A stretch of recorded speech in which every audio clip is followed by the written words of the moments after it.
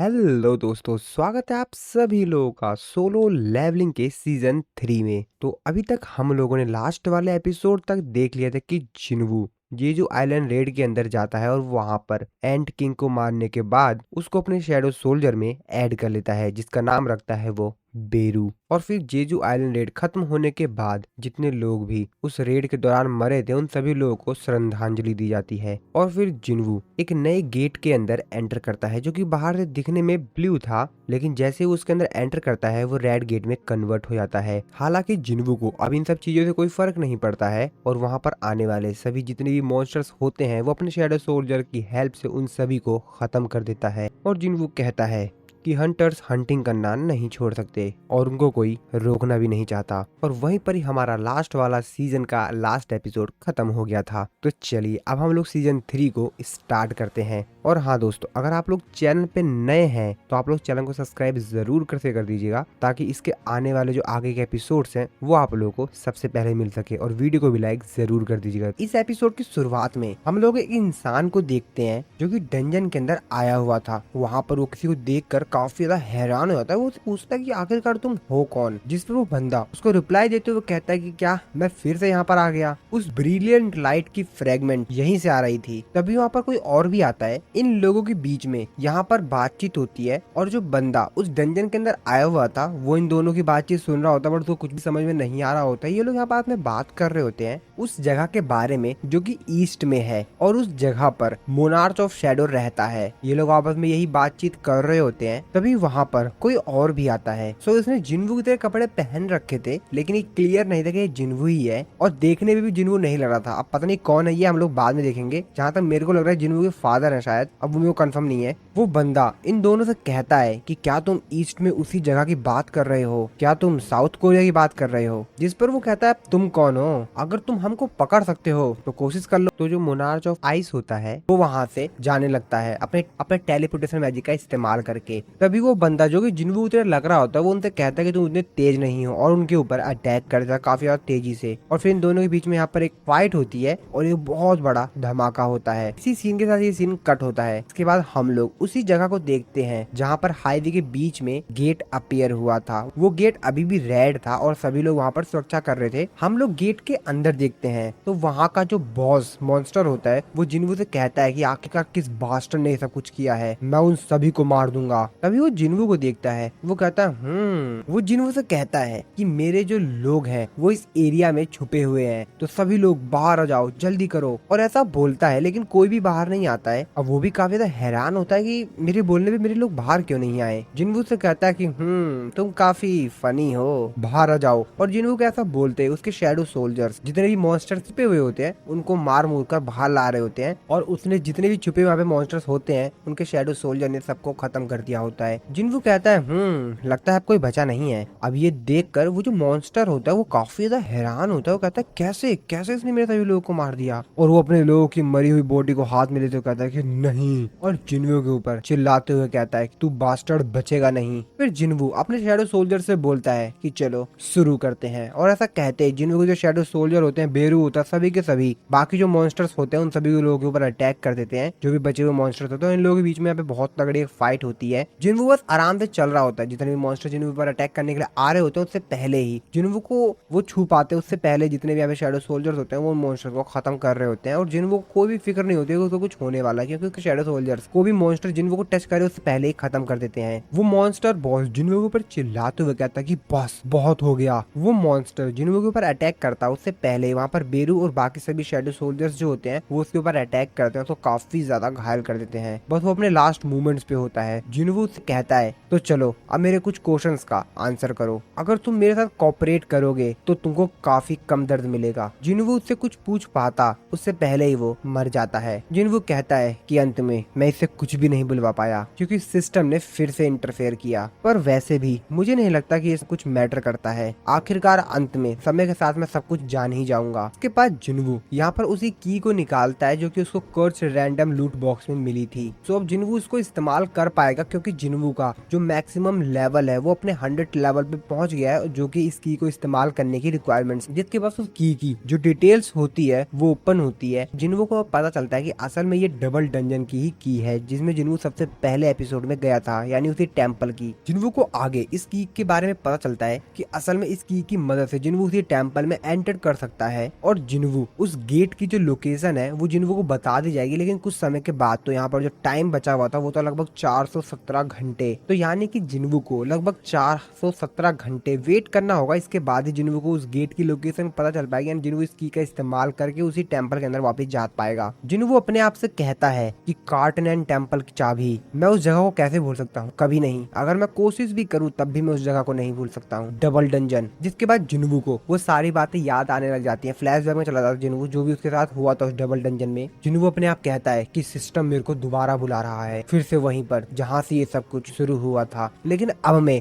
और तब में बहुत कुछ बदल चुका है। लगता है ये सब कुछ शुरुआत से ही प्लानिंग की गई, जब से मेरे को ये सिस्टम मिला था तब से ही। और अगर वहाँ पर मेरा कोई इंतजार कर रहा है मेरे वापिस आने का, तो तुमको सिर्फ अभी इंतजार करना होगा। मैं आऊंगा, मैं तुम्हारे लिए जल्द आऊंगा। दूसरी तरफ हम लोग यूजिन को देखते हैं जो कि खूब मेहनत कर रहा होता है। तो एक्चुअल में जिन्वू को जो लोग भी हेट कर रहे होते हैं, यूजिन उन सभी लोगों के खिलाफ कंप्लेन रेज कर रहा होता है और कहता है कि मैं किसी को भी माफ नहीं करूंगा जो लोग भी जिन्वू के खिलाफ हेट बोल रहे हैं। और वो सभी के खिलाफ यूजिन गुस्से में कहता है, अगर वो लोग मेरे सामने आकर रोएंगे, गिड़गिड़ाएंगे, तब भी मैं उन लोगों को छोड़ूंगा नहीं। उनकी हिम्मत कैसे हो गई। और वो ये सब कुछ काफी ज्यादा देर से कर रहा होता है, इसलिए काफी ज्यादा गया होता, कहता है यार आज तो मैं काफी ज्यादा थक गया हूँ। तभी वहाँ पर जिन्वू आ जाता है अपने शैडो एक्सचेंज स्किल का इस्तेमाल करके। वो यूजिन से कहता है कि शुक्रिया यूजिन, इतना तुम हार्ड वर्क कर रहे हो मेरे लिए। यूजिन कहता है हाँ हाँ सर। यूजिन अपने मन में सोचते हुए कहता है कि ये हमेशा जब मर्जी यहाँ से डिसअपियर हो जाते हैं और जब मर्जी कहीं से भी आ जाते हैं। जिन्वू से पूछता है वैसे सब कुछ ठीक तो है ना। यूजिन कहता है हाँ सर सब कुछ ठीक है, पर आप इतने अजीब से क्यों दिख रहे हैं। जिन्वू उसको बताता है कि मैं डायरेक्टली गेट से आया हूँ और तुमने कहा था कि हमको थोड़े बहुत पैसों की जरूरत है गिल्ड को स्टार्ट करने के लिए, है ना, ये लो। यूजिन देख के काफी ज्यादा हैरान होता है। वो कहता है इतने सारे प्रीमियम इसेंशियल स्टोन, क्या आपने कोई हाई रैंक की गेट क्लियर किया है क्या सर? ये तो हमारे एम्प्लॉय के लिए काफी होगा। जिन्वू कहता है एम्प्लॉय? यूजिन उसे कहता है कि हाँ सर मैंने आपको बताया तो था ना, क्या आपको याद नहीं है, हम लोग को एक और मेंबर की जरूरत है। जिन्वू कहता है अच्छा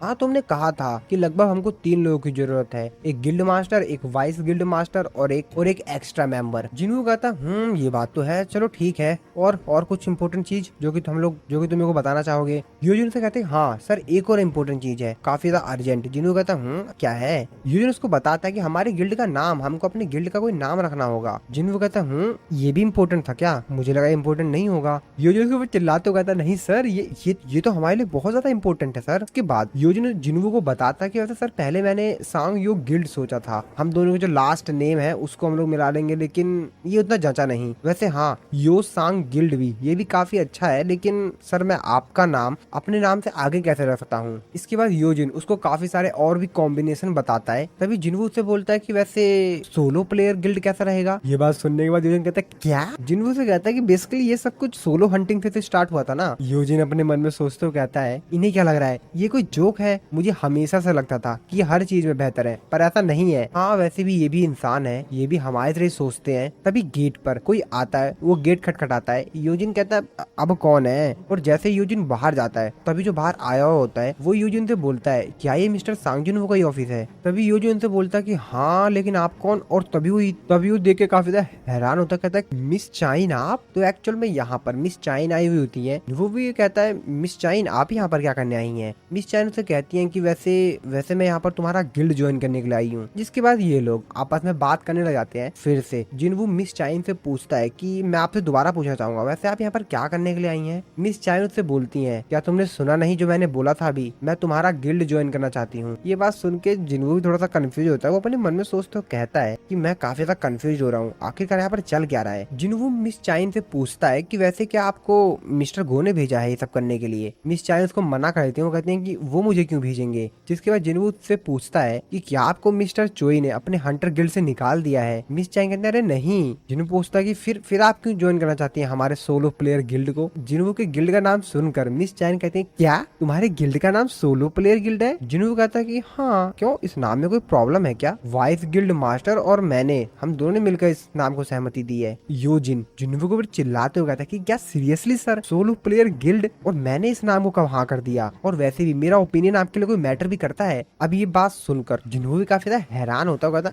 अब ये क्या बोल रहा है? जिन्वू से बोलता है कि तुमने कुछ नहीं बोला जब मैंने बोला कि सोलो प्लेयर गिल्ड, तो मुझे लगा कि तुमने हाँ कर दी है। जिनवू अपने मन में सोच रहा होता है कि एक मिनट, मेरे को सबसे पहले इस सिचुएशन में शांत रहना होगा, क्योंकि मैं अपने सेंस स्टेट्स का इस्तेमाल करके पता लगा सकता हूँ यहाँ पर भाई बहुत ज्यादा कंफ्यूजन हो रही है, रुको मेरे को यहाँ पर शांत रहना होगा। वो मिस चाइन की तरफ देख रहा होता है, उनकी तरफ देखते हुए जिनवू अपने मन में सोचते हुए कहता है कि इनकी जो हार्ट बीट है वो भी काफी ज्यादा तेजी से धड़क रही है और ये काफी गहरी सांस ले रही हैं और ये पूरी कोशिश कर रही हैं कि ये शांत रहें, लेकिन मैं बेवकूफ नहीं हूँ, मैं अपने सेंस स्टेट्स का इस्तेमाल कर सकता हूँ और आखिरकार क्यों ये मेरे गिल्ड को ज्वाइन करना चाहती हैं। जिसके बाद जिनवू मिस चाइन से कहता है कि मिस चाइन, जहाँ तक मैं जानता हूँ आपको एक हंटर के तौर पर अवेक्ड हुए 2 साल भी नहीं हुए हैं और मैं इतना तो कंफर्म हूँ कि आपने हंटर गिल्ड के साथ कोई कॉन्ट्रैक्ट साइन जरूर किया होगा और वो कॉन्ट्रैक्ट अभी तक खत्म भी नहीं हुआ होगा। जिसपे मिस चाइन जिनवू को बताती है कि मेरे पास कॉन्ट्रैक्ट को ब्रेक करने पे जो भी पेनल्टी लगती है, मेरे पास इतने पैसे हैं कि मैं उनकी पेनल्टी को पे कर सकूं। वो अपने मन में सोचते हो कहता है कि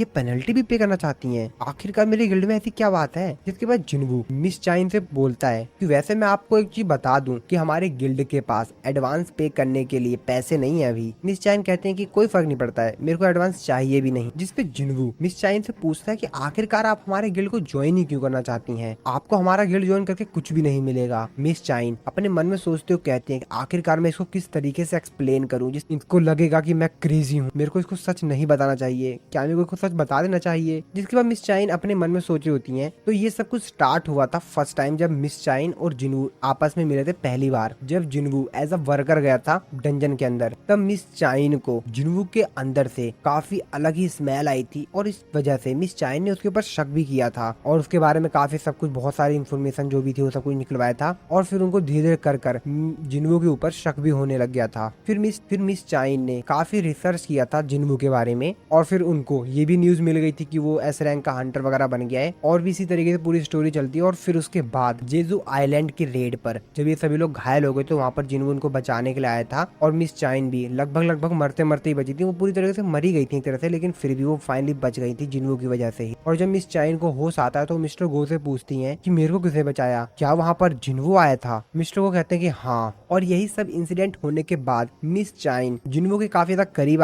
काम करना चाहते हैं ताकि वो जिनवू के बारे में और भी बहुत कुछ जान सके। मिस चाइन अपने मन में सोच रही होती हैं कि मैं चाहती हूँ तुम मेरे साथ रहो मेरे आखिरी सांस तक। अरे नहीं, ये मैं क्या सोच रही हूँ। और मिस चाइन काफी ज्यादा शर्माने लगती हैं। अब मुझे नहीं पता भाई यहाँ पर क्या सिचुएशन है, बट बहुत ज्यादा वो शर्माने लगती हैं। अब जिनवू भी उधर देख रहा होता, कहता है यार ये क्या चल रहा है, ये इतनी ज्यादा क्यों शर्मा रही है, इनका पूरा शरीर इनका पूरा चेहरा लाल क्यों हो गया है, आखिरकार मेरे से कुछ बोल क्यों नहीं रही है, ये जरूर कुछ ना कुछ छुपा रही है। मिस चाइन पूरी कोशिश कर रही होती है कि जिनवू को उनके ऊपर शक ना हो, लेकिन भाई जिनवू है यार। जिनवू अपने मन में सोचते हुए कहता है क्या मुझे नहीं पता कि ये क्या सोच रही हैं, लेकिन ये जो कुछ भी सोच रही हैं इस चीज के बारे में इन्होंने काफी लंबे समय से पहले ही प्लान कर रखा था। जिनवू मिस चाइन से कहता है कि क्या आप मेरे क्वेश्चन का जवाब नहीं देना चाहती हैं। तभी मिस चाइन जिनवू से बोलती है कि मैं चाहती हूँ, मैं एक कंफर्टेबल लाइफ जीना चाहती हूँ, क्या है ये गलत है। जिनवू कहता है नहीं। तभी योजिन जिनवू के करीब आता है, उसके कान में फुसफुसाते कहता है अरे सर, लगता है हंटर गिल्ड वाले इनसे काफी ज्यादा काम करवाते हैं। ये बात सुनने के बाद जिनवू भी अपने मन में सोच रहा होता है कि वैसे हाँ यार, मिस चाइन अभी 22 या 23 साल की होंगी और ये इतनी जल्दी एक एस रैंक की हंटर बन गई तो इनके ऊपर काफी ज्यादा बर्डन आ गया होगा। और हाँ, अभी जल्दी में तो जेजू आइलैंड रेड में ये काफी ज्यादा इंजर्ड भी हो गई थी। मेरे को इनके बारे में बहुत ज्यादा बुरा लग रहा है। लेकिन इसके बाद जिनवू मिस चाइन से कहता है कि असल में हमारे गिल्ड को ज्वाइन करने के लिए आपको एक एंट्रेंस टेस्ट भी देना होगा। तभी मिस चाइन कहती है क्या, लेकिन रिक्रूटमेंट पोस्टिंग में तो ऐसा कुछ भी नहीं बताया गया था। तभी जिनवू योजिन की तरफ देखते हुए कहता है कि हमारी ये नई रेगुलेशन है तो मुझे लगता है कि हमारा जो वाइस गिल्ड मास्टर है उसने कोई मिस्टेक कर दी है। और वो योजिन की तरफ देखता है, वो योजिन से कहता है हमारे गेस्ट के लिए कुछ खाने पीने के लिए लाओ। योजिन कहता है हाँ हाँ बिल्कुल सर। जिसके बाद मिस चाइन जिनवू से बोलती है कि वैसे किस प्रकार का टेस्ट होगा। जिनवू अपने मन में सोचता है क्या ये इतनी जल्दी तैयार हो गई, सीरियसली, चलो कोई नहीं। जिसके बाद जिनवू उनको बताता है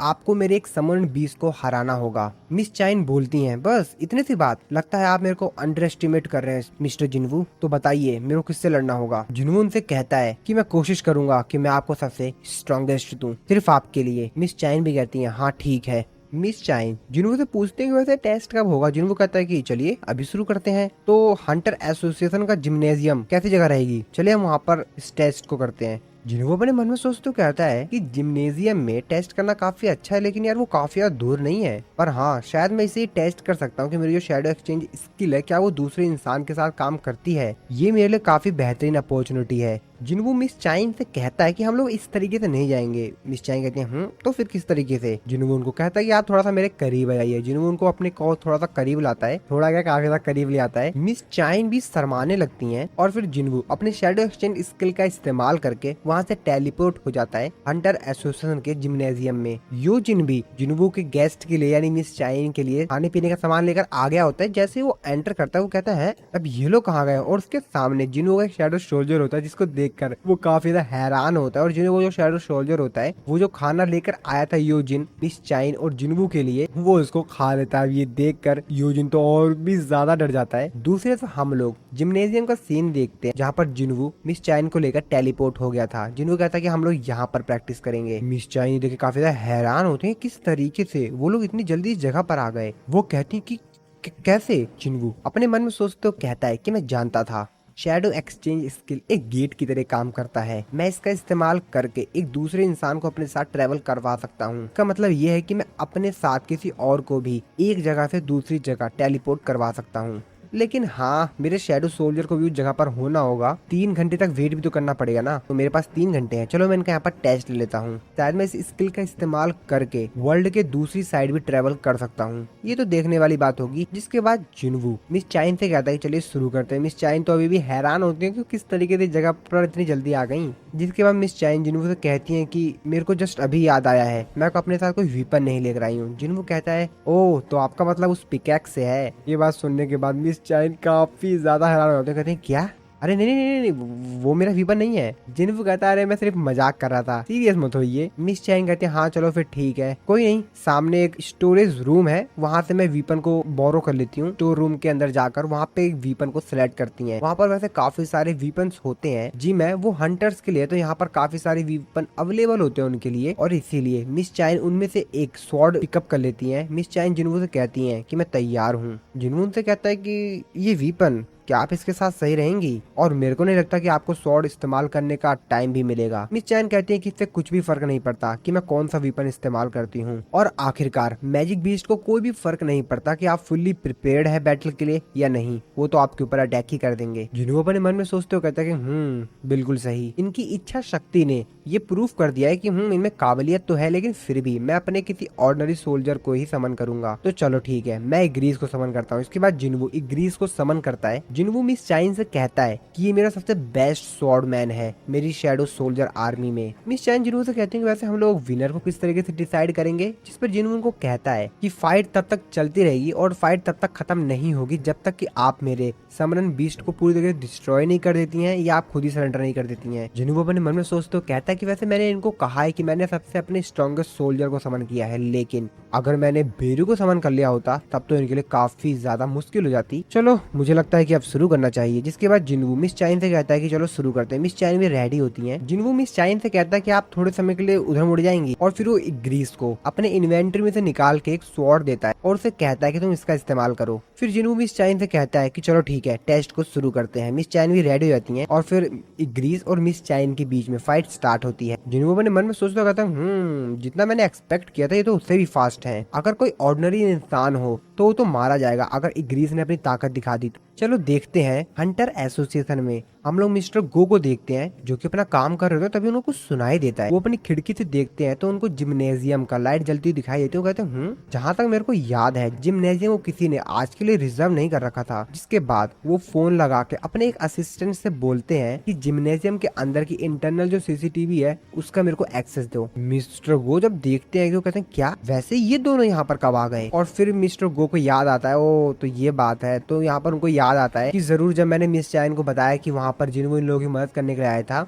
तो जरूर मिस चाइन उनसे इम्प्रेस हुई होंगी। चलो कोई नहीं। जिसके बाद मिस्टर को अपने असिस्टेंट से कहते हैं कि मैं माफी चाहूंगा, लेकिन क्या तुम सिक्योरिटी कैमरास को जिम्नेजियम के अंदर जो उनको बंद कर दोगे। जिस पर वो कहता है कि लेकिन सर, मिस्टर को उससे कहते हैं आज इंस्पेक्शन डे है और इसीलिए उसको बंद कर दो। जिस पर वो कहता है ठीक है सर। फिर से हम लोग जिम्नेजियम के अंदर का सीन देखते हैं। मिस चाइन ने इग्रीस के ऊपर अटैक करके उसको थोड़ा सा घायल कर दिया होता है। मिस चाइन जिन्हों से कहते हैं कि तुमने कहा था कि तुम्हारा चौथा स्ट्रॉन्गेस्ट सोल्जर है, तो क्या तुम बाकियों को यहाँ पर समन करोगे? जिन्वू कहता है लेकिन आप घायल हो सकती हैं। मिस चैन कहते हैं कि मेरे को उससे कोई फर्क नहीं पड़ता है, आखिरकार मैं भी तो देखूं। जिन्वू कहता है कि आप जानती हैं। मिस चैन उसको बताते हैं कि हाँ, मैंने उस बीस्ट को देखा था, ऑल्सो मैंने उसको फुटेज में भी देखा था। जिन्वू कहता है कि ठीक है, और फिर जिन्वू अपने सबसे ज्यादा पावरफुल शैडो सोल्जर बेरू को समन करता है, जिसको देखकर मिस चैन की पसीने छूट जाते हैं। वो भी थोड़ा बहुत डर तो रही थी, क्योंकि भाई जब बेरू आता है ना सामने, तो उसकी जो माना इमिट हो रही होती है उसके शरीर में से, उसको देख कर ही सामने वाला समझ जाता है कि भाई ये कितना ज्यादा ताकतवर है। जिसके बाद जिन्वू मिस चाइन से कहता है कि वैसे मैं आपसे एक और बार पूछ लेता हूँ, क्या आप इससे लड़ेंगी? जो कि बेरू को समन कर लेता है। जिन्वू अपने मन में सोच रहा होता है कि वैसे जब मैं किसी चीज को शैडो सोल्जर में कन्वर्ट कर देता हूँ, तो जब वो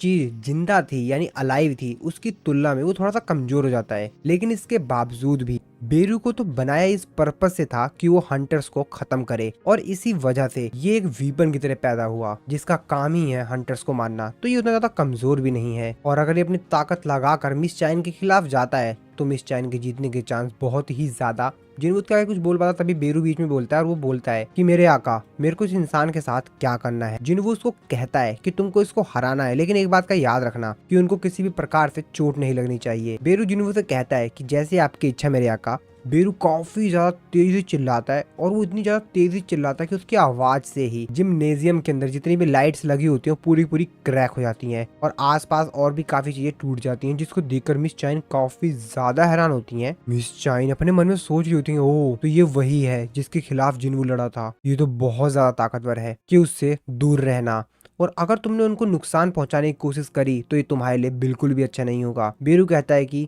जैसी आपकी इच्छा मेरे आका। मिस चाइन अपने मन में सोच रही होती है कि अब मेरी बारी है, मेरे को अपनी आंखें खुली रखनी चाहिए, और ऐसा वो सोच रही होती है उससे पहले ही बेरू काफी ज्यादा तेजी से मिस चाइन के पीछे आता है। मिस चाइन अपनी स्वॉर्ड लेती हैं और उसके ऊपर अटैक करती हैं, लेकिन बेरू उनके अटैक को रोक लेता है, जिसको देखकर मिस चाइन काफी ज्यादा हैरान होती है। बेरू कहता है, बेरू अपने मन में सोच रहा होता है कि मेरे आका ने यानी कि मेरे किंग ने मेरे को एक कमांड दिया था कि तुम्हें इसको हराना है बिना इसको नुकसान पहुंचाए। तो असल में मेरे को इसको ये दिखाना है कि आखिरकार मैं कितना ज्यादा ताकतवर हूँ, और इसको हराना भी है बिना इसको नुकसान पहुंचाए। ये तो बहुत ही सिंपल टास्क है ना। मिस चाइन उससे तलवार छुड़ाते हैं और फिर से उसके ऊपर काफी तेजी से अटैक करती हैं, लेकिन फिर से वो डॉज कर लेता है। मिस चाइन अपने मन में सोच रही होती हैं कि अभी तक मैंने हार नहीं माना है, और वो काफी ज्यादा तेजी से बेरू के ऊपर अटैक करती हैं। वो हर तरफ से उसके ऊपर अटैक करती हैं, लेकिन बेरू उनके सारे अटैक से बच रहा होता है। मिस चाइन अपने मन में सोचते हुए कहती हैं कि कैसे, ऐसा तो हो ही नहीं सकता, ये मेरे सारे अटैक्स को डॉज किस प्रकार से कर ले रहा है, ये मेरे से काफी ज्यादा दूर है और ये अपने पैरों को हिला तक नहीं रहा है, और इसके बावजूद भी मेरे सारे अटैक्स को डॉज कर ले रहा है। तभी बेरू मिस चाइन के पास आता है और ये बहुत तेजी से चिल्लाता है, और मिस चाइन उसकी आवाज से ही पीछे हो जाती हैं। जिन्वू जो कि दूर खड़ा होकर ये सब कुछ देख रहा होता है, वो अपने मन में सोचते हुए कहता है कि ऐसा लगता है कि सब कुछ डिसाइड हो चुका है। जिसके बाद वो मिस चाइन से कहता है कि आप सेटिस्फाई तो है ना, या आपको अभी और भी लड़ना है? लेकिन मिस चाइन कहती है कि नहीं, अभी मेरे को और लड़ना है, मेरे अंदर अभी भी ताकत है कि मैं इससे लड़ सकूं।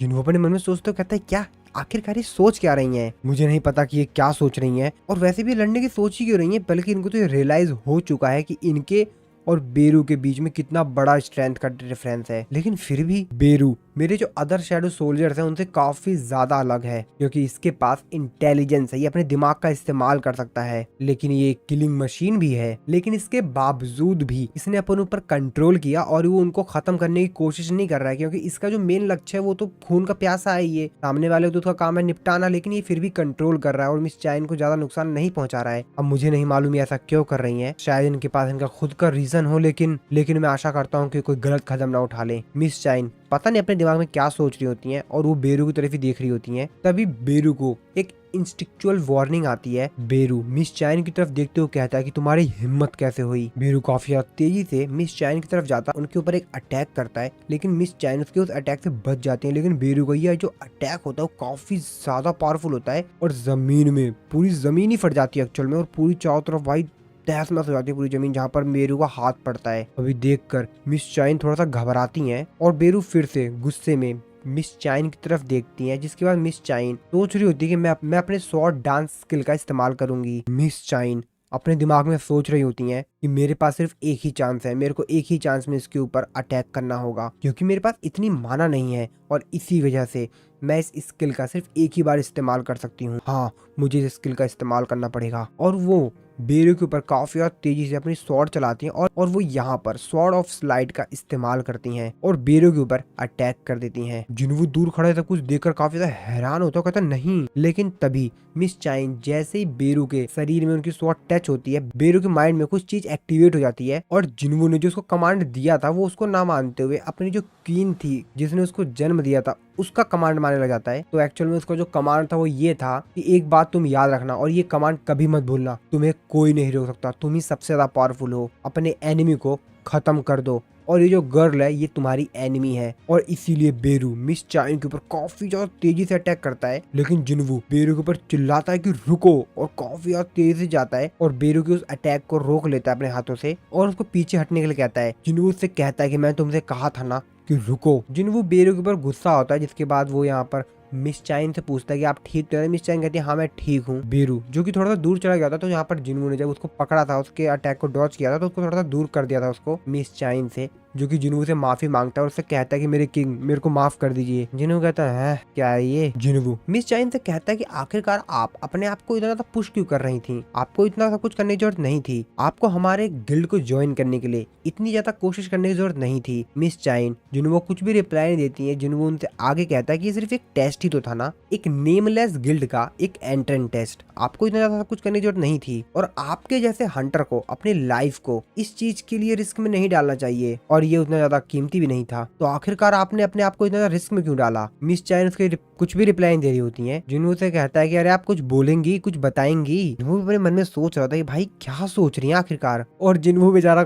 खुद ही बोल देता है कि क्या आप मेरे में इंटरेस्टेड हैं। मिस चाइन उसके उस बात का भी कोई रिप्लाई नहीं देती हैं। तभी वो कहते हैं कि क्या। जिन्हों भी सोच रहा था कि यार मैंने क्या कह दिया, पर मुझे ऐसा कुछ लगा तो मैंने बोल दिया यार। मिस चैन भी कहती हाँ मेरे को भी ऐसे लगता है और वो काफी ज्यादा शर्मा रही होती हैं। इसके बाद अगले सीन में माइकल और मिसिस सेलनर को देखते हैं। मिस्टर ब्रेनोन माफी मांग रहे होते हैं। वो उनसे कहता है कि मैंने तुम लोगों को यहाँ पर माफी मांगने के लिए नहीं बुलाया है, मुझे बताओगे कि आखिरकार हुआ क्या है। माइकल उनको बताता है जैसा कि मिस सेलनर ने ऑब्जर्वेशन किया था और उन्होंने बताया है कि एक्चुअल में जो सांग जिन वू है वो एक किंग है। उसकी बात ये सुनकर कहते कि क्या सांग जिन वू। उनमें से उन लोगों की ये बात सुनकर मिस्टर ब्रेनेन कहते हैं तो मिसेस सेलनर ये कहना चाह रही हैं असल में जो सांग जिन वू है वो एक नेशनल लेवल हंटर जितना पावरफुल है। मिसेस सेलनर उनसे कहते हैं कि हाँ मेरे को ऐसा लगता है, मैं आपको एक्सप्लेन करती हूँ। एक्चुअल में तो जैसा कि जितने भी लोग अवेक्ड होते हैं उनकी जो एक्चुअल में पावर होती है वो एक दूसरे साइड से आती है, जिसको कि हम लोग कहते हैं द अदर साइड, और उन दोनों पार्टीज के बीच में जो कनेक्शन होता है उस कनेक्शन को मैं सेंस कर पाती हूँ। वैसे जो दूसरी साइड से फोर्स आती है वो काफी ज्यादा इंटेंस होती है, लेकिन जो कुछ अवेक्ड लोग होते हैं उनमें से ब्लाइंडिंग लाइट आती है और यूजुअली मैं उन टाइप्स के लोगों को किंग कहती हूँ। लेकिन इस केस में यानी जिन्वू के केस में मेरे को ऐसा कोई कनेक्शन दिखाई नहीं दिया। और दूसरी बात, जब मैंने उसकी आंखों में देखा तो उसकी जो अंदर डार्कनेस थी वो मुझे उल्टा ही देखने लग गई और वो ऐसा बताते हुए काफी ज्यादा डर रही होती हैं। वो आगे बताती हैं कि वो अपने आप में ही डार्कनेस है। वो कहते हैं कि क्या डार्कनेस, तो आप ये कहना चाहती हैं कि जिन्वू एक एविल है। वो कहती है अरे नहीं मैंने ऐसा कुछ कहने की कोशिश नहीं की है, इससे कोई भी फर्क नहीं पड़ता कि वो एक अच्छा इंसान है या बेकार इंसान है, मैं सिर्फ आपको उसकी पावर के बारे में बता रही हूँ, उसकी पावर क्या है उसके बारे में सिर्फ। जिन्वू अपनी ताकत को एक दूसरी जगह से ही लेता है, जैसे बाकी सभी जो लोग होते हैं वो अपनी पावर्स को कहीं और से लेते हैं, उनके बीच में कनेक्शन होता है, लेकिन उसकी स्ट्रेंथ उसकी खुद की ही स्ट्रेंथ है और उसकी स्ट्रेंथ की कोई भी लिमिटेशन नहीं है, यानी उसकी पावर की कोई भी सीमा नहीं है। वो जितना चाहे उतना ज्यादा ताकतवर हो सकता है। जिसके बाद वो वहां से उठ के जाने लगते हैं और वो कहते हैं कि ठीक है मिसेस सेलनर, आपने हमें अपना समय दिया, आपका थैंक्स, और फिर अब आप जा सकती हैं। माइकल मिस्टर ब्रेनोन से पूछता है कि वैसे आप कहाँ जा रहे हैं। वो उनसे कहता है कि मैं यहाँ पर बेसमेंट लेवल 24 में जा रहा हूँ, मेरे साथ आओ। और फिर ये दोनों मिलकर बेसमेंट लेवल 24 में जाने लगते हैं। ये लोग जब लिफ्ट में होते हैं तो आपस में बात कर रहे होते हैं। मिस्टर ब्रेनोन माइकल से कहते हैं अगर हम मिसेस सेलनर के एबिलिटीज का इस्तेमाल करके उसको रिक्रूट नहीं कर सकते तो हमको कोई दूसरा तरीका ढूंढना पड़ेगा मिस्टर जिन्वू को रिक्रूट करने का। वैसे क्या तुमको याद है कि पहला एस रैंक का जो गेट था वो कब ओपन हुआ था। और माइकल कहता है कि हाँ बिल्कुल, आखिरकार मैं उस चीज को कैसे भूल सकता हूँ, उसने पूरे वेस्ट एरिया को पूरी तरीके से बर्बाद कर दिया था। अमेरिका ने दुनिया के सबसे ज्यादा ताकतवर हंटर्स को रिक्रूट करने के लिए उनको काफी बड़े बड़े रिवॉर्ड्स देने का वादा किया और साथ ही में और उन लोगों को एक अथॉरिटी भी दी, और वो अथॉरिटी एक नेशन जितनी पावरफुल थी। और उसी से जन्म होता है नेशनल लेवल हंटर के टाइटल का। इसके बाद हम लोगों को बैक स्टोरी बताई जाती है। तो एक्चुअल में जो एक ड्रैगन था जिसका नाम था कैमिश, जो कि बहुत ही ज्यादा ताकतवर था। वो इतना ज्यादा ताकतवर था कि वो अकेला ही टॉप रैंक्स के जो हंटर्स थे, हजारों टॉप रैंक के हंटर्स, उनको संभाल सकता था। फिर से स्टोरी प्रेजेंट में आती है जहां पर माइकल और मिस्टर ब्रेनोन आपस में बात करते हुए उसी जगह पर जा रहे होते हैं। और फिर थोड़ी देर बाद ये लोग उस जगह पर पहुंच जाते हैं। मिस्टर ब्रेनोन वो उसको एक र्यून स्टोन दिखाते हैं जो कि उन लोगों को कैमिश की कॉर्प्स से मिली थी। मिस्टर ब्रेनोन कहते हैं कि उस बात को 8 साल बीत गए हैं और अभी भी एक मेज क्लास को नेशनल लेवल हंटर होना बाकी है, और ये र्यून स्टोन अभी भी अपने सही ऑनर का इंतजार कर रहा है इस बेसमेंट के अंदर। कैमिश ने एक बार और इस ब्यूटीफुल कंट्री को वैल्यूएबल गिफ्ट दिया है। इसके बाद हम लोग कैमिश की जो डेथ बॉडी होती है उसको देखते हैं, जो कि बहुत ज्यादा बड़ी होती है। एक्चुअल में ये लोग तो उसकी बॉडी के सामने बहुत छोटी छोटी चीज दिखाई दे रहे होते हैं, वो बॉडी बहुत बड़ी होती है। इसके बाद दूसरी तरफ हम लोग जिन्वो के घर पे जिन्वो को देखते हैं, जो कि वॉशरूम में अपना ही फेस देख रहा होता है शीशे में। वो सोच रहा होता है कि यार जब से मैं रीअवेकिंग हुआ हूँ, मैं ये तो मानूंगा कि मैं थोड़ा सा इंच बढ़ गया हूँ और मेरा जो शेप है शरीर का वो भी बेहतर हुआ है, लेकिन क्या मैं सही में इतना सुंदर हूँ? क्योंकि मैं तो एक एवरेज की तरह दिखता हूँ। यार मिस चाइन मुझ जिनको मैं कैसे पसंद आ गया? अब जिन्वो यहाँ पर ये सोच रहा होता है कि यार मेरी शक्ल तो मेरे को नहीं लगता उतनी अच्छी है, तो मिस चाइन मेरे को पसंद क्यों करती हैं? अब इसे क्या मालूम भाई, कोई और ही बात है। वैसे हाँ, मेरी जो स्किन है फेस की वो काफी ज्यादा क्लियर है। ऐसा शायद इसलिए होगा क्योंकि मेरे पास एक स्किल है जिसकी हेल्प से मेरे शरीर में कहीं भी कोई डिस्ट्रॉय हो जाता है तो मैं उसको तुरंत रिकवर कर सकता हूँ। लेकिन फिर भी यार, जिसके बाद जिन्वो अपनी सिस्टर के पास जाता है, उससे बोलता है कि जिन्हा। जिन्हा बोलती है हाँ बोलो। जिन्वो उससे बोलता है कि वैसे तुम मेरे को कितना रेट करना चाहोगी? जिन्हा पूछती है कि किस बेस पर मैं तुमको रेट दूं? जिन्वो बोलता है कि अट्रैक्टिवनेस पर। वो कहते हैं क्या, आखिरकार तुमको ऐसा कॉन्फिडेंस कहाँ से मिल गया? जिन्हों उसके पास आता है, उसको पकड़ के उसकी पिटाई करने लग जाता है। उससे कहता है क्या क्या बात कर रही हो तुम? जिन्हों उसको बोलते हैं कि मेरी आंखों में तो तुम्हारी शक्ल एकदम बकवास है, घटिया है। जिन्हों उसको मार रहा होता है, उसे कहता है कि तुम्हारी इतनी हिम्मत कैसे हो गई ऐसे फालतू बोलने की, और तुम्हारा बेकार का ओपिनियन देने के लिए थैंक्स। जिन्हों वो अपनी सिस्टर से कहता है कि सुन पीछे पीछे पीछे रख पैर, नहीं तो पैर टूट जाएगा तेरा। और क्या तुम्हें भूल गई हो क्या, मेरी जो बॉडी है वो एक एस रैंक के हंटर की है। और फिर इन दोनों भाई बहनों यहाँ पर थोड़ी बहुत बहस होती है, जिसके बाद जिन्वो उससे बोलता है कि वैसे मैं तुमको कुछ बता दूं, मैं यहाँ पर एक गिल्ड बनाने की सोच रहा हूँ। उसकी सिस्टर कहते हो तो मतलब तुम बड़े बॉस बन गए हो। जिन्वो उससे बोलता है कि अपने जो गिल्ड है उसका नाम रखा है सोलो प्लेयर गिल्ड। उसकी सिस्टर कहते हैं क्या क्या मजाक चल रहा है क्या? ये क्या मजाक है? और आखिरकार तुमको ऐसा ही नाम क्यों सूझा? जिन्वो उससे बोलता है क्यों, कुछ अजीब नाम है क्या? वो की सिस्टर कहती है अरे बहुत ज्यादा अजीब है, और वैसे भी तुम्हारे पास एक एबिलिटीज है जिसकी मदद से तुम उन डार्क सोल्जर्स को समन कर सकते हो, तो टेक्निकली देखा जाए तो तुम एक सोलो प्लेयर तो नहीं हो। जिन्वो कहता है अच्छा पॉइंट तो है, तो मेरे को इसका क्या नाम रखना चाहिए बताओ? उसकी सिस्टर थोड़ा सोचती हो, कहती है वैसे अर्जिन गिल्ड कैसा नाम रहेगा?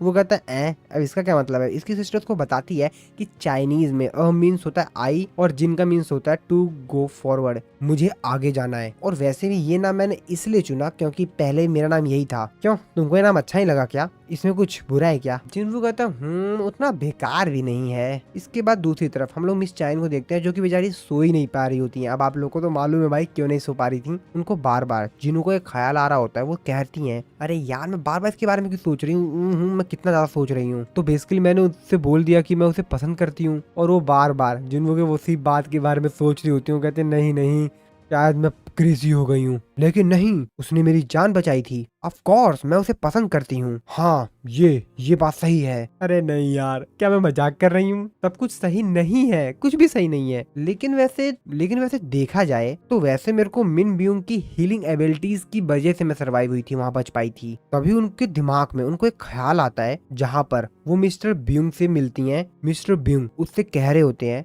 कि प्लीज तुम जिन्वो को बता देना कि वो सावधान रहे उन पावर्स से जो उसके अंदर है। तभी मिस चाइन की आंख एकदम से खुलती है। मिस चाइन कहती है कि ये क्या था? मेरे को याद है कि मैंने मिन ब्यूंग को देखा। तो इस एपिसोड की शुरुआत में हम लोग नाइट गिल्ड को देखते हैं। नाइट गिल्ड का जो गिल्ड मास्टर होता है उसके पास उसका असिस्टेंट आता है। वो उसको बताता है कि बॉस कल एक नया गेट अपीयर्ड हुआ है और वो हम लोगों के लिए काफी ज्यादा डिफिकल्ट है और इसी वजह से हमको उस गेट का एंट्री परमिट नहीं मिला। और हंटर एसोसिएशन के अकॉर्डिंग उस गेट की जो रैंक है वो बहुत ही ज्यादा हाई है। गिल्ड मास्टर उससे कहता है कि क्या वो एस रैंक क्या उससे ज्यादा है, वो उसको बताता है कि नहीं, लेकिन उन्होंने बताया था कि वो एक टॉप टायर ए रैंक का गेट है। गिल्ड मास्टर कहता है हमारी गर्दन में कितना ज्यादा दर्द हो रहा है, अगर हम लोग केयरफुल नहीं रहे तो हम सभी यहीं पे मारे जाएंगे। जिस पे उसका असिस्टेंट कहता है कि हम लोगों के पास तो इतनी ज्यादा मैन पावर भी नहीं है कि हम एक स्ट्राइक स्क्वाड बना पाए एक ए रैंक के गेट के लिए भी, लेकिन हम लोग इस कंट्री की जो 5 मेजर गिल्ड्स हैं उनमें से एक गिल्ड है, तो अगर हम लोग इस चीज को क्लियर करने में फेल हो जाते हैं तो लोग हमारे बारे में बात करना स्टार्ट कर देंगे। जिसकी बात सुनकर गिल्ड मास्टर कहता है कि असली प्रॉब्लम तो ये है कि ज्यादातर लोगों को ये लगता है कि ए बी सी डी और ई रैंक्स ये सारे के सारे जो रैंक्स हैं वो सेम है। ये बात सुनने के बाद वो कहता है कि क्या, और हमारी संख्या और कैपेबिलिटी की बात की जाए तो हमारे जो ए रैंक के हंटर्स हैं और जो बाकी मेजर गिल्ड के ए रैंक के हंटर्स हैं उनसे वो लोग कम नहीं है, बस फर्क ये है कि हमारे पास कोई एस रैंक का हंटर नहीं है और यही सबसे बड़ा सिर दर्द है। तभी पीछे से आवाज आती है और वो बंदा बोलता है तो हम दूसरे गिल्ड के साथ गठबंधन क्यों नहीं बना लेते हैं? तुम्हें क्या लगता है कि दूसरा गिल्ड इसी तरीके से एग्री कर देगा? हम लोग दूसरों से हेल्प मांगेंगे क्या सिर्फ इसीलिए क्योंकि हम लोगों को लगता है कि हम लोग गेट को अपने दम पर क्लियर नहीं कर सकते? तो कैसा रहेगा कि हम किसी इंडिविजुअल को लें एक गिल्ड की जगह पर? सो एक्चुअल में यहाँ पर सब जो बातें बोल रहा होता है वो एक ए रैंक का हीलर जैंग होता है, जिस पे उनका जो बॉस होता है वो बोलता है कि हम एक टॉप टायर ए रैंक की बात कर रहे हैं और आखिरकार किस तरीके से एक सिंगल हंटर इतना बड़ा डिफरेंस पैदा कर पाएगा, ये तो बहुत ही ज्यादा मुश्किल है। लेकिन तभी उसको याद आता है, एक मिनट, वो बोलता है कहीं तुम, जिस पर ए रैंक का हीलर बोलता है कि हाँ मैं उसी की बात कर रहा हूँ, आपने सही समझा। जिसके बाद गिल्ड मास्टर कहता तो तुम जिन्वू की बात कर रहे हो। अगर हम दूसरे बड़े गिल्ड के साथ गठबंधन करते हैं तो हमारे नाम पर बुरा असर पड़ेगा, लेकिन अगर हम लोग सांग जिन्वू के साथ उसको अपने फोर्स में ज्वाइन करवाते हैं और इसके साथ ज्वाइन करते हैं तो लोग हमको ज्यादा जानेंगे, प्लस हम लोगों के पास काफी अच्छा मौका रहेगा कि हम लोग किसी भी खतरनाक रेड को अच्छी तरीके से सेफली क्लियर कर पाएं। पर वैसे सांग जिन्वू इस समय पर कर क्या रहा है? जिस पर उनका जो एम्प्लॉय होता है उसको बताता है कि उसने जल्द ही में अभी जो मिडल हाईवे पर एक बहुत बड़ा गेट ओपन हुआ था उसको अकेले दम पर ही क्लियर कर दिया। वैसे बॉस क्या आप उससे मिलना चाहेंगे? क्या मैं उसको आपको कांटेक्ट इन्फॉर्मेशन दूं? जिस पे उसका बॉस उसको कहता है अरे नहीं, इतनी ज्यादा बेवकूफी नहीं, इतने बड़े इंपॉर्टेंट मैटर को फोन पर हैंडल करना ये सिर्फ एक बेवकूफी होगी। तो चलो उसके घर चल के उससे सामने बात करते हैं। दूसरी तरफ हम लोग जिन्वू को देखते हैं जो कि अपने गिल्ड में बैठा हुआ होता है। वो योजिन को बता रहा होता है कि मैंने अपने गिल्ड का नाम सोचा है अर्जिन गिल्ड, कैसा रहेगा? जिस पर योजिन उससे कहता है कि सर ये तो काफी बेहतरीन नाम लग रहा है, तो चलो हम लोग इसी नाम को अपने गिल्ड का ऑफिशियल नाम बना देते हैं।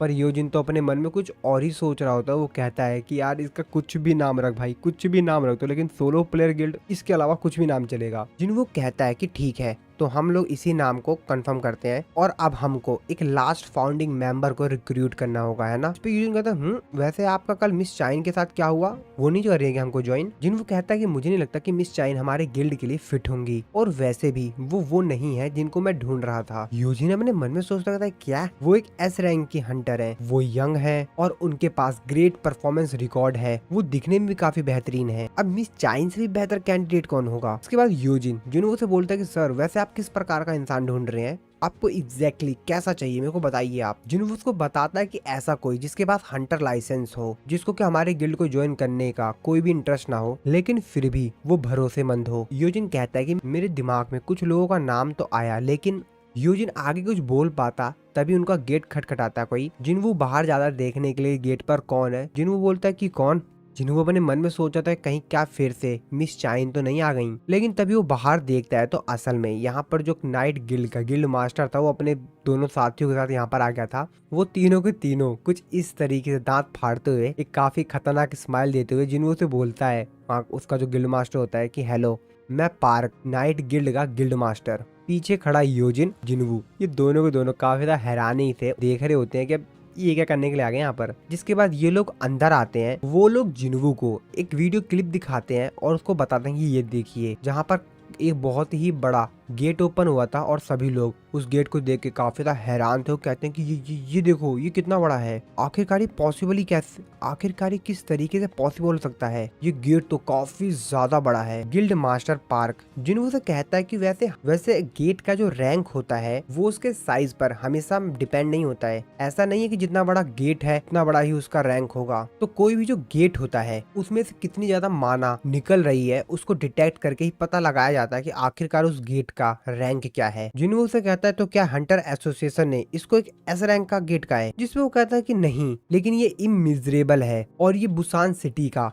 आज तक का सबसे बड़ा गेट है। इससे पहले बुसान सिटी में इससे बड़ा गेट आज तक अपेयर नहीं हुआ है। जिन्हों अपने मन में सोच रहा था बुसान, यहाँ पे तो जूही रहती है ना। जूही की एक बात याद आती है जब जूही ने उससे कहा था कि मेरे शहर में जब तुम आना तो मैं तुमको ट्रीट दूंगी। जिसके बाद गिल्ड मास्टर आगे जिन्हों से कहता है, शायद आपने न्यूज ऑलरेडी देख ली होगी, लेकिन हंटर एसोसिएशन ने हमको एंट्री परमिट देने के लिए मना कर दिया है। उनको लगता है कि ये जो रेड है वो काफी ज्यादा रिस्की हो सकती है और जैसा कि हम लोगों के गिल्ड में यानी कि नाइट गिल्ड में कोई भी एक एस रैंक का हंटर नहीं है और इसीलिए उन्होंने हमको इस रेड पे जाने के लिए मना कर दिया है। लेकिन हाँ, अगर आप हमारे जो स्ट्राइक स्क्वाड को ज्वाइन कर लेते हैं तो हंटर एसोसिएशन शायद हमको परमिशन दे दे। उसके पीछे खड़ा ए रैंक का हीलर जो पार्क होता है वो अपने मन में सोच रहा होता है कि क्या मैं इनसे ऑटोग्राफ के लिए पूछ लूं। तो जिन्हों से ऑटोग्राफ के लिए पूछने की सोच रहा होता है। भाई होगा जिन्हों का फैन, लेना चाहता होगा ऑटोग्राफ, लेकिन वो बस सिर्फ ये मन में सोच रहा होता है, कुछ बोल नहीं रहा होता है। गिल्ड मास्टर आगे बोलता है, वैसे मैं तुमको काफी बेहतरीन डील दूंगा। वैसे जब बड़ा जो गिल्ड होता है वो किसी डंजन को लेता है और उस पे रेड करके उसको क्लियर करता है तो एस रैंक के जो हंटर होते हैं उनको वैसे 10% मिलते हैं जो भी प्रॉफिट होता है, लेकिन हम तुमको 20% देंगे। जिसपे जिन्वू कहता है कि चलो ठीक है, इसको 50-50 करते हैं। ये बात सुनने के बाद वो लोग सभी हैरान होते हैं, कहते हैं क्या? जिसपे जिन्वू उनसे कहता है, मैं तुम्हारे साथ टीम अप करूंगा अगर तुम मेरे को एक इंडिविजुअल हंटर ना मानकर एक गिल्ड की तरह ट्रीट करो तो। यानी कि तुम ऐसा मत समझना कि मैं एक इंडिविजुअल हंटर तुम्हारे साथ टीम अप कर रहा हूँ, तुम ये सोचना कि पूरा एक गिल्ड ही है जो कि तुम्हारे साथ टीम अप कर रहा है। एक्चुअली में मेरा जो गिल्ड है अर्जिन गिल्ड वो भी प्रोसेसिंग में है। जिसकी बात सुनकर जो गिल्ड मास्टर होता है वो कहता है कि ठीक है, क्यों ना इसको 40-60 कर दिया जाए, ये कैसा रहेगा? जिन्वू उससे कहता है, मेरे को तुम्हारे साथ इस वक्त कोई भी प्रकार का कोई भी नेगोशिएशन नहीं करना है। जिसकी बात सुनकर जो गिल्ड मास्टर होता है कहता है कि ठीक है, लेकिन रिटर्न में मैं चाहूंगा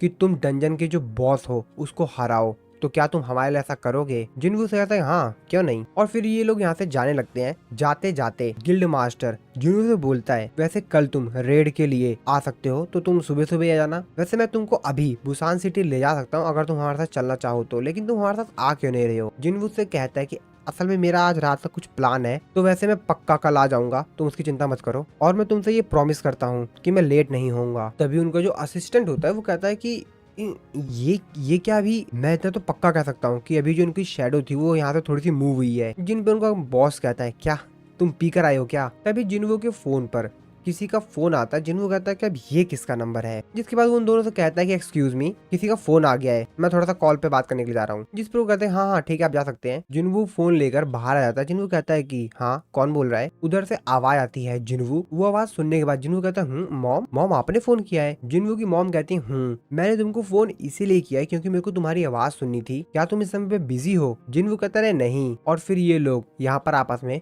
बात करने लग जाते हैं। जिन्वू अपनी मॉम से कहता है कि मॉम, आज रात को हम लोग डिनर पे चलेंगे तो कैसा रहेगा? जिन्वू की मॉम कहती है हाँ बिल्कुल ठीक है। इसके बाद अगले दिन का सीन दिखाया जाता है उसी जगह का, बुसान सिटी में, जहाँ पर जो बड़ा वाला गेट है वो अपीयर्ड हुआ है, जो कि बहुत ही ज्यादा बड़ा लग रहा होता है। वहाँ पे लोग तो भाई बहुत ज्यादा छोटे छोटे से दिख रहे होते हैं और वहाँ पर काफी सारे हंटर्स आए हुए होते हैं। तो यहाँ पर जो गिल्ड मास्टर था वो भी यहाँ पर आ गया होता है अपने साथियों के साथ। वो अपने मन में कहता है कि मैं उसको थोड़ा सा और फोर्स करता तो वो कल ही हमारे साथ यहाँ पर आ जाता, आशा है कि वो लेट ना हो। तो जिन्वू की बात कर रहा होता है और 11 बज गए होते हैं और 11:05 पे इन लोगों की रेड थी। वो टाइम को देखते हुए कहता है सिर्फ 5 मिनट बचे हुए हैं। दूसरी तरफ हम लोग जिन्वू को देखते हैं। जिन्वू भी वहाँ पे जाने के लिए रेडी हो गया होता है। जिन्वू आसमान की तरफ देखता है तो जो मौसम होता है उतना क्लियर नहीं होता। जिन्वू आसमान की तरफ देखते हुए कहता है मौसम सही नहीं दिखाई दे रहा है। आई होप जिन्हा अपने साथ अम्ब्रेला ले गई हो। मुझे लगता है कि मेरे को वहाँ पर चलना चाहिए। और ऐसा कहने के साथ जिन्वू बोलता है शैडो एक्सचेंज। दूसरी तरफ हम लोग जिन्हा को स्कूल का सीन देखते हैं जहाँ पर जो कुछ स्टूडेंट्स होते हैं वो अपने एक टीचर का थोड़ा बहुत काम कर रहे होते हैं। उनमें से एक स्टूडेंट कहता है तो बेसिकली हम लोग एक फ्री लेबर है। दूसरा स्टूडेंट कहता है हाँ तुमने सही कहा यार। उनमें से तीसरा कहता है कि आखिरकार टीचर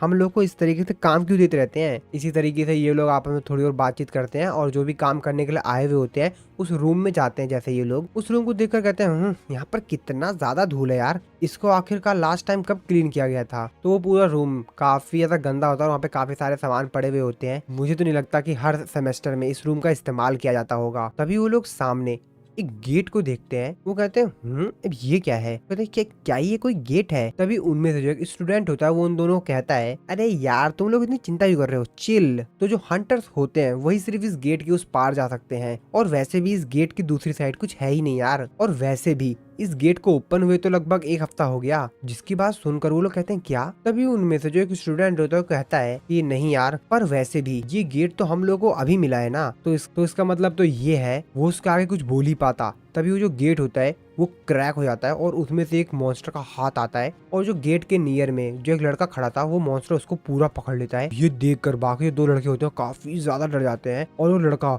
चिल्ला रहा होता है कि मेरे को बचाओ, जल्दी मेरे को बचाओ। लेकिन वो मॉन्स्टर उसको बहुत ही ज्यादा तेजी से अपने हाथ से पूरा पिचका देता है, उसके शरीर से पूरा खून आने लग जाता है। ये देखकर वो दोनों बच्चे काफी ज्यादा डर जाते हैं और वो मॉन्स्टर जिस बच्चे को पकड़ा हुआ होता है उसको पूरा पिचका देता है और खत्म कर देता है। उस मॉन्स्टर के पीछे 2 और मॉन्स्टर्स दिखाई देते हैं। बाकी 2 बचे हुए बच्चे होते हैं वो मॉन्स्टर उसको भी मार देते हैं। तो यहाँ पर जो तीनों स्टूडेंट्स थे वो मॉन्स्टर उन सभी को खत्म कर देते हैं। इसके बाद वो मॉन्स्टर बाहर आता है और उनको यहाँ पर जो इन्होंने उनको भी मारा हुआ था उन बच्चों को खून सूंघता है तो काफी ज्यादा अच्छा लगता है और वो काफी ज्यादा एक्साइटेड हो जाता है। और ये जो मॉन्स्टर्स हैं ये पिछले जो मॉन्स्टर्स थे उनसे काफी ज्यादा खतरनाक है, क्योंकि ये जो मॉन्स्टर हैं इनकी जो इंसेक्ट्स है वो काफी ज्यादा पावरफुल है और ये लोग अपने मिशन को ज्यादा प्रायोरिटी देते हैं। तो इन लोगों ने पूरे हफ्ते भर अपने आप को डार्कनेस के अंदर छुपा के रखा और अपने शिकार को ढूंढने से पहले ही इनकी जो 6th सेंस थी वो एक्टिवेट हो गई थी।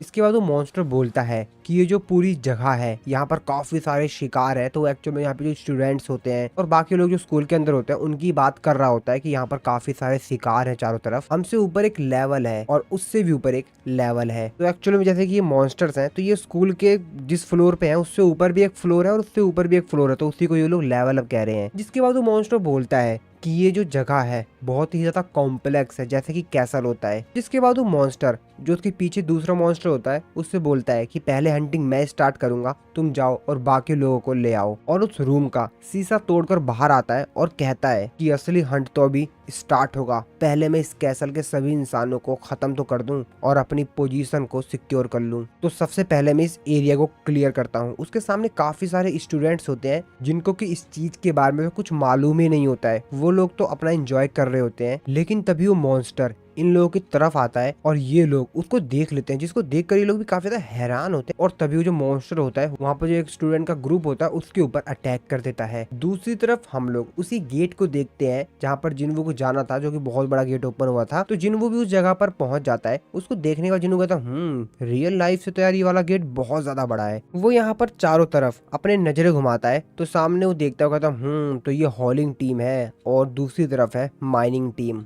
और बाकी इधर है काफी सारे हंटर्स, स्ट्राइक स्क्वाड। तो यहाँ पर टोटल 13 ए रैंक के और बी रैंक के हंटर्स हैं। अच्छा, तो इन लोगों के पास वैसे काफी सारे ए रैंक के हंटर्स हैं। एक ऐसा गिल्ड जिसके पास सबसे ज्यादा ए रैंक के हंटर्स हैं। जिनको ये सब कुछ सोच ही रहा होता है तभी पीछे से जिनको एक आवाज आती है, जिनको पीछे देखता है। तभी उनमें से जो एक हंटर होता है वो जिन्वू की तरफ देखते हुए कहता है, मिस्टर जिन्वू आप काफी ज्यादा अमेजिंग है। जीजू आइलैंड के दौरान आपने कितनी अच्छी तरीके से फाइट की। सभी हंटर्स भी जिन्वू को वहाँ पर देखकर काफी ज्यादा हैरान होते हैं और काफी ज्यादा खुश होते हैं। वो लोग पूछ रहे होते हैं कि आखिरकार आपने उन डार्क सोल्जर्स को किस तरीके से समन किया। नहीं नहीं नहीं, वेट, क्या हमको उनको समन बीस्ट कहना सही रहेगा? तो क्या आज आप हमको लीड कर रहे हैं? तभी वहाँ पर एक और हंटर आती है और वो उन लोगों से बोलती है, अरे रुको, क्या कर रहे हो तुम लोग? मिस्टर जिन्वू को इस तरीके से परेशान मत करो। जिसके बाद वो जिन्वू को अपना इंट्रोडक्शन देती है और वो बताती है अपना नाम वगैरह और उसको ये भी बताती है कि वो नाइट गिल्ड का जो इलाइट स्ट्राइक स्क्वाड है उसकी मेन हीलर है। और वो जिन्वू कहती है कि जैसा कि आप लीडर हैं और मैं मेन हीलर हूँ तो क्यों ना हम दोनों ही अकेले चलते हैं और सभी को खत्म करते हैं। तो क्या आप भी ऐसा सोचते हैं? जिन्वू कहता है क्या? जिसके बाद जिन्वू नाइट गिल्ड का जो मास्टर होता है उससे बोलता है कि तुमने क्या अभी तक इसको बताया नहीं है? जिसपे वो बोलता है अरे नहीं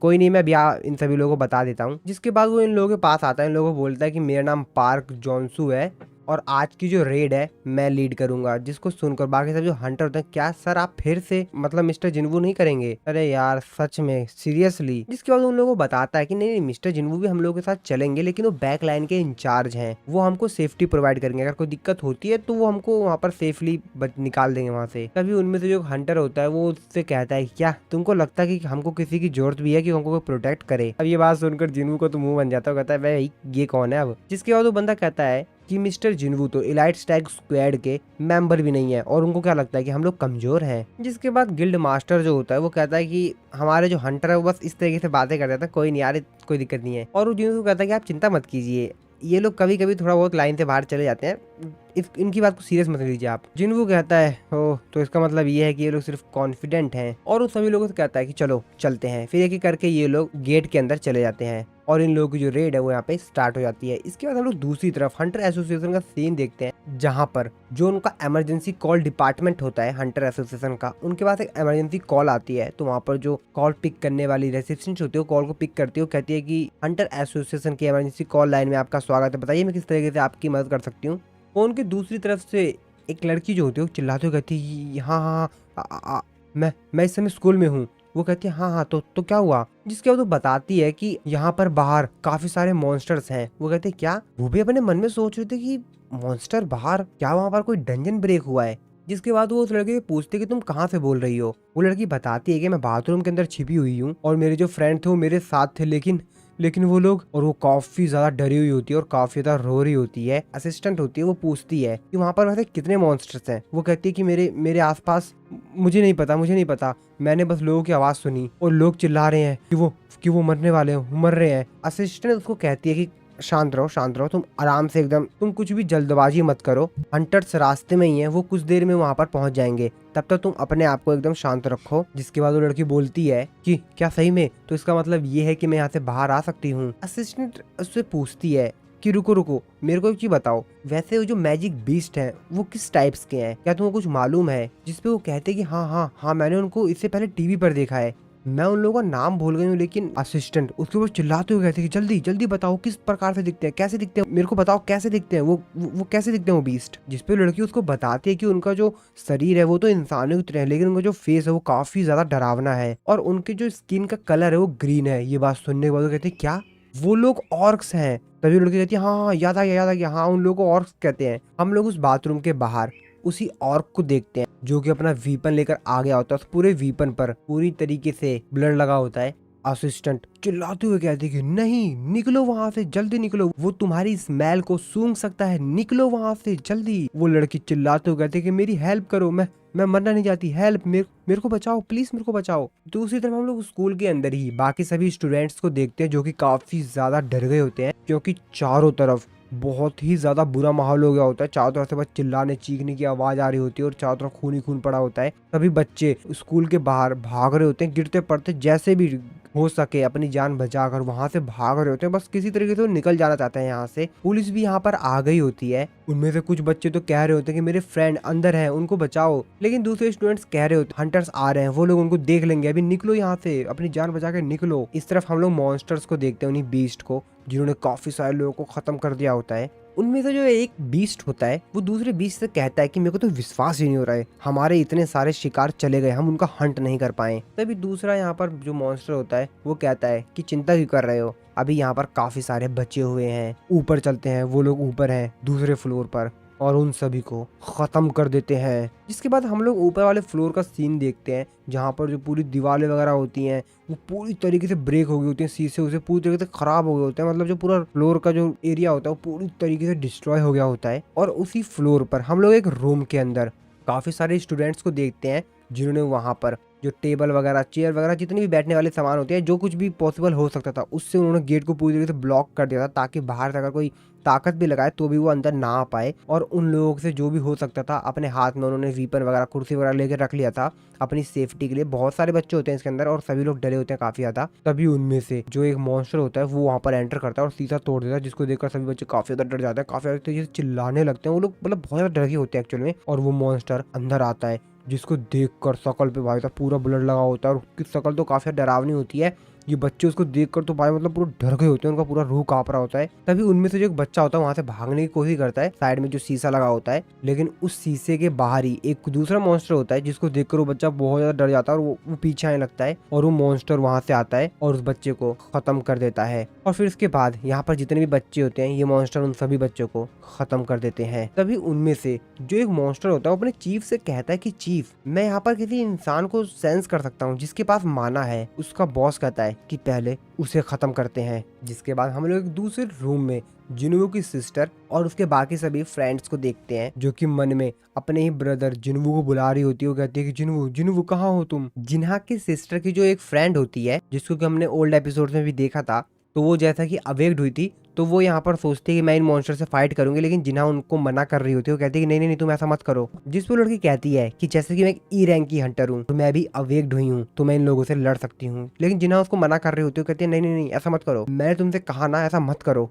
तभी उन मॉन्स्टर का जो चीफ होता है वो कहता है कि क्या तुम इसी इंसान की बात कर रहे थे। जिस पे वो कहता है कि नहीं मैं इसकी बात नहीं कर रहा था, मैंने इससे भी ज्यादा पावरफुल फोर्स को सेंस किया था। उसके बगल में जो खड़ी है उसको, तो एक्चुअल में जिन्हा की बात कर रहा होता है, लेकिन जैसे कि हम लोगों को मालूम ही है कि जिन्हा के अंदर तो कोई पावर वगैरह है ही नहीं, वो तो हंटर है ही नहीं, तो ये किस चीज की बात कर रहा है। तभी वो जो मॉन्स्टर होता है वो चिल्लाते हुए कहता है कि इस लड़की में से वो स्मेल आ रही है तो इसको मरना होगा, और अपना वीपन लेकर उसके ऊपर काफी तेजी से अटैक करता है उसको खत्म करने के लिए।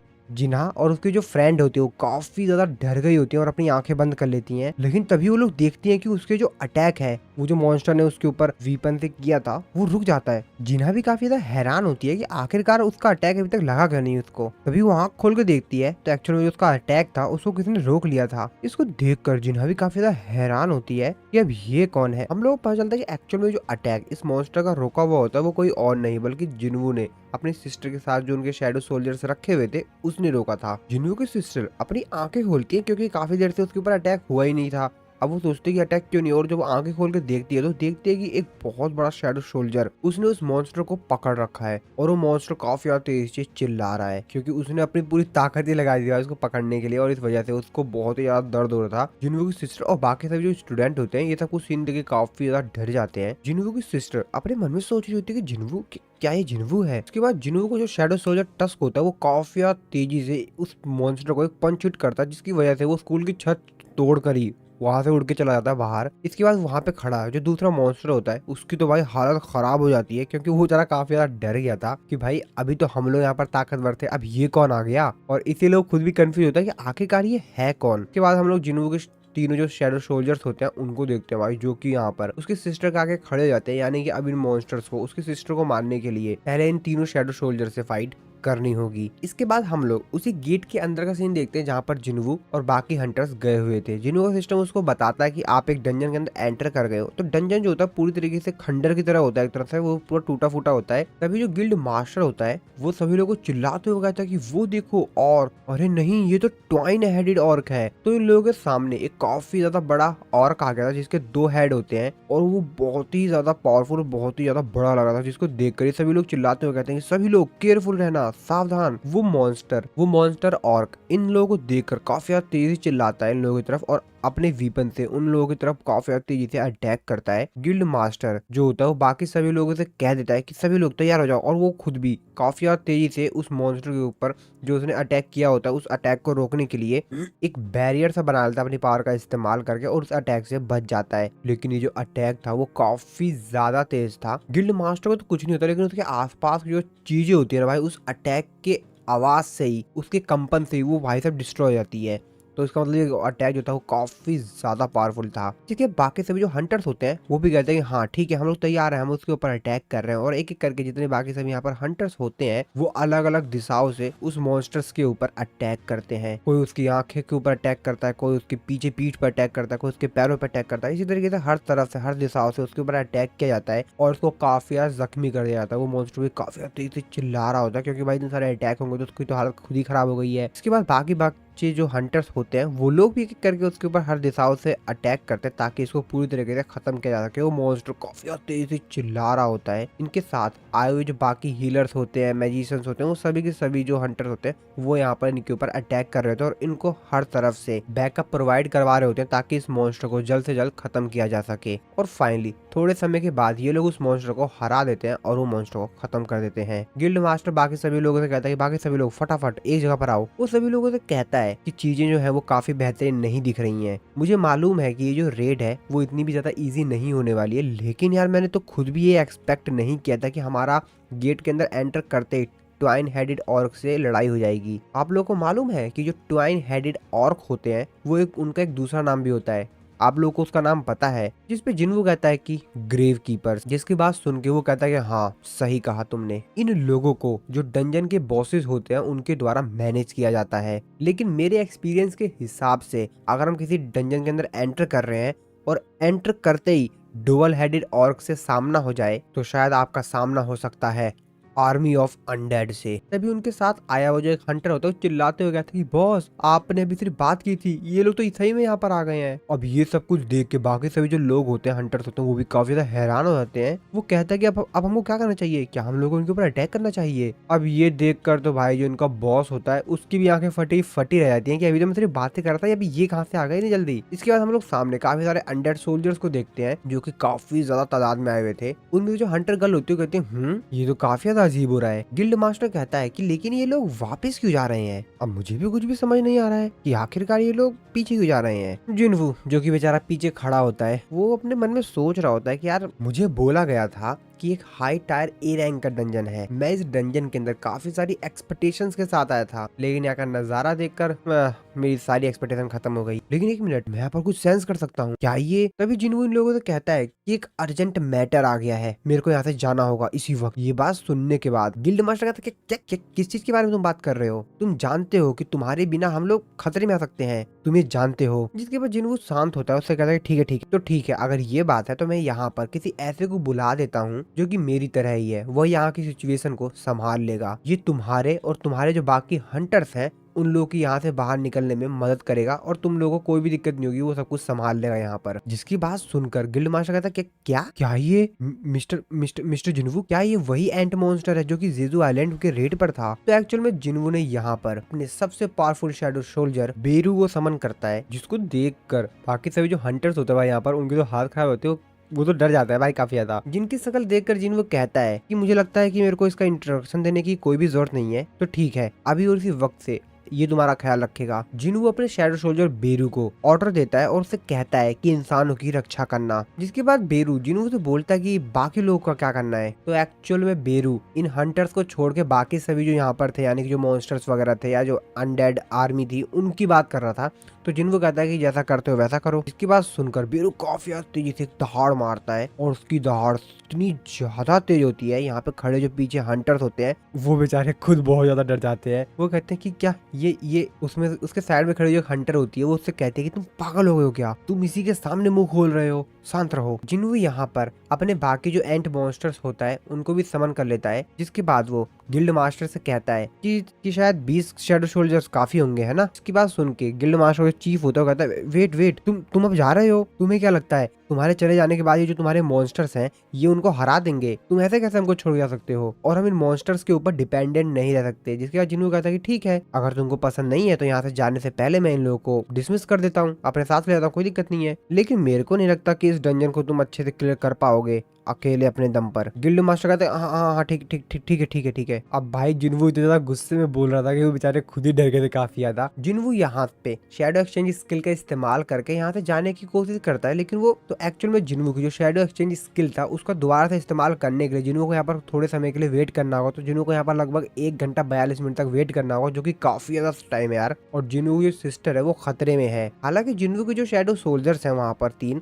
वो उनको संभाल लेंगे, लेकिन बाई चांस अगर उनसे ज्यादा पावरफुल कोई मॉन्स्टर आ गया वहां पर तो नहीं संभाल पाएंगे। उनकी भी एक लिमिट है और अगर उनकी लिमिट से ज्यादा कोई पावरफुल मॉन्स्टर आ गया तो दिक्कत हो सकती है। और इसी बात का जिन्वू को डर था और इसलिए जिन्वू अपनी सिस्टर के पास जल्द से जल्द जाना चाह रहा था। जिन्वू कहता है डैम इट, आखिरकार अभी क्यों? और हरदम ये सब कुछ ऐसे समय पे क्यों होता है। जिसके बाद जिन्हों वहां से काफी ज्यादा तेजी से बाहर जाने लग जाता है डंजन से। तो गिल्ड मास्टर जो होता है वो कहता है कि ये तो सही में हमको छोड़ के चला गया। दूसरा हंटर कहता है कि बॉस वैसे हमको क्या करना चाहिए। गिल्ड मास्टर कहता है कि रुको रुको, शांति रखो, मैं सोचता हूँ यार। जिन्हों काफी ज्यादा तेजी से डंजन से बाहर जा रहा था, तो जिन्हों का प्लान ये था कि वो इस जो गेट है वहां से डायरेक्टली बाहर चला जाएगा। अगर कोई भी मॉन्स्टर या कोई भी उसके रास्ते में आता है तो आज वो निपटेगा। और जिन्हों काफी ज्यादा गुस्से में था और काफी ज्यादा तेजी से वो डंजन से बाहर जाने की ट्राई कर रहा था। जिन्हों अपने मन में सोचते हो कहता है कि मैं वो काफी ज्यादा तेजी से जिन्हा के जो सोल्जर्स हैं उनकी तरफ से सिग्नल आ रहे हैं, मेरे को जल्द से जल्द जिन्हा के पास जाना होगा। मेरे को काफी ज्यादा बैड फीलिंग आ रही है। जब जिन्हों आगे जा रहा होता तभी वो रास्ते में देखता है कि काफी सारे अनडेड मॉन्स्टर उसके सामने आगे होते हैं और उनकी जो संख्या होती है वो बहुत ही ज्यादा होती है। जिन्हों उन लोगों के ऊपर चिल्लाते हुए कहता है कि मेरे रास्ते से हट जाओ, और उन लोगों के ऊपर अटैक करने के लिए काफी ज्यादा तेजी से बढ़ रहा होता है ताकि उन लोगों को निपटा कर वो यहाँ से बाहर जा सके। लेकिन तभी जिन्हों रुक जाता है। जिन्हों क्या देखता है, जिन्हों देखता है कि असल में यहाँ पर जो पूरी जो अनडेड ऑफ आर्मी होती है वो अपने घुटनों के ऊपर बैठ जाती है। जिसको देखकर जिन्हों कहता है एक मिनट, ये यहाँ पर ये क्या चल रहा है। जिन्हों अपने मन में सोचते हो कहता है ये लोग मेरे सामने अपने घुटनों के ऊपर बैठ गए हैं क्या सिर्फ इसलिए क्योंकि मैं एक हाई क्लास नेक्रोमैंसर हूँ और इसकी वजह से मेरे पास एबिलिटी है कि मैं अनडेड को कमांड दे सकूं। तो अब जिन्वू को भी इनके ऊपर अटैक करने का कोई फायदा नहीं है और इसलिए जिन्वू अपने फ्लाइंग शैडो सोल्जर कैजल को समन करता है और एक आवाज में ही कैजल यहाँ पर आ जाता है। जिन्वू काफी तेजी से एक काफी हाई जंप मारता है और डायरेक्टली कैजल के ऊपर जाकर बैठ जाता है। इसके बाद हम लोग डंजन के बाहर का सीन देखते हैं जहाँ से जिन्वू बाहर आ जाता है। तो एक्चुअल में वो वही गेट था जहाँ से जिन्वू और उसके जो बाकी जो हंटर्स थे वो एंटर हुए थे। तो जिन्वू उसी से बाहर आ जाता है। तो गेट के बाहर ऑब्वियसली लोग भी होंगे। लोग ऐसा कुछ देखे काफी ज्यादा हैरान हो जाते हैं। भाई वो फोन से अपने फोटो लेने जाते हैं, वो देखते हैं, वो कहते हैं वो देखो क्या वो सांग जिन्वू है। और जिन्वू अपने एक शैडो सोल्जर कैजल के ऊपर बैठकर वहां से उड़ के चला जाता है और यहाँ पर लोग सिर्फ उसको देखते रह जाते हैं। और कैजल इतना ज्यादा बड़ा था जिसको देखकर भाई जो लोग होते हैं तो काफी ज्यादा हैरान हो जाते हैं क्योंकि उन लोगों ने शायद ही इतना बड़ा मॉन्स्टर पहले कभी देखा होगा और वो भी कंट्रोल्ड मॉन्स्टर, क्योंकि जिन्हों ने इसको कंट्रोल कर रखा है ना। जिन्हों अपने शैडो सोल्जर कैजल से कहता है कि मेरे को मेरी सिस्टर के पास ले चलो, जितनी जल्दी हो सके उतनी जल्दी। कैजल भी काफी तेज जिन्हों की सिस्टर की तरफ जाने लगता है। इस तरफ हम लोग जिन्हा के स्कूल का सीन देखते हैं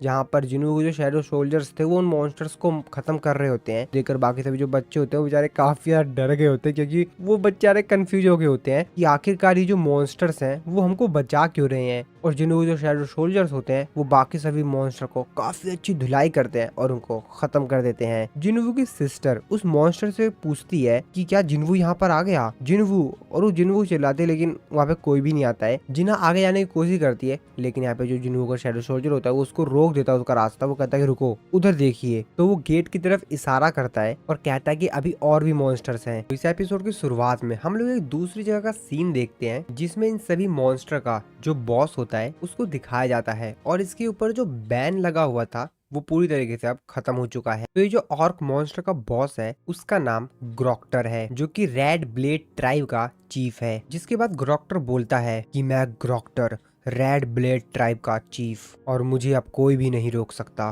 तभी वहां पर उन्हीं हाई ऑर्क जो मॉन्स्टर होता है उनमें से एक आता है और वो ग्रोक्टर को बताता है कि ग्रोक्टर हाई ऑर्क वॉरियर्स का जो ग्रुप है वो इंसानों की मदद कर रहा है। इसके बाद उन्होंने कहते हैं क्या हाई ऑर्क वॉरियर कितने हैं वो, जिसपे वो बताता है कि सर वो 3 हैं। ग्रोक्टर गुस्से में कहता है कि ग्रेट ऑर्क वॉरियर हमारे ट्राइब को रोक नहीं सकते हैं, वो सिर्फ 3 हैं। तो चलो चलते हैं उनको खत्म करने के लिए, मेरे पीछे आओ। और ग्रोक्टर काफी ज्यादा गुस्से में कहता है कि चलो अब समय है उनको खत्म करने का। दूसरी तरफ हम लोग उसी डंजन में देखते हैं जहाँ पर जिन्वू ए रैंक के हंटर्स को छोड़कर आ गया था। वहाँ पे जो एंट मॉन्स्टर्स होते हैं वो यहाँ पर चारों तरफ छानबीन कर रहे होते हैं कि यहाँ पर कोई मॉन्स्टर वगैरह दिखे तो ये लोग उनको मार पाए, लेकिन बेचारों को यहाँ पर कोई भी नहीं मिल रहा होता है। और ये लोग रास्ता बना रहे होते हैं बाकी जो हंटर्स थे उनके लिए ताकि ये लोग यहाँ से सेफली बाहर निकल पाए। हंटर्स जो कि यहाँ पर अपने मन में सोच रहे होते हैं कि यार मेरे को बाहर निकलना है, क्या हो अगर ये हमारे ऊपर ही अटैक कर दें तो। तभी उनमें से जो हंटर होता है वो अपने लीडर से पूछता है कि बॉस, वो अपने मन में सोच रहा होता है कि मेरे को यहाँ से जल्द बाहर निकलना होगा हम लोग को, क्योंकि बाहर रिपोर्टर्स हमारा इंतजार कर रहे हैं। नहीं,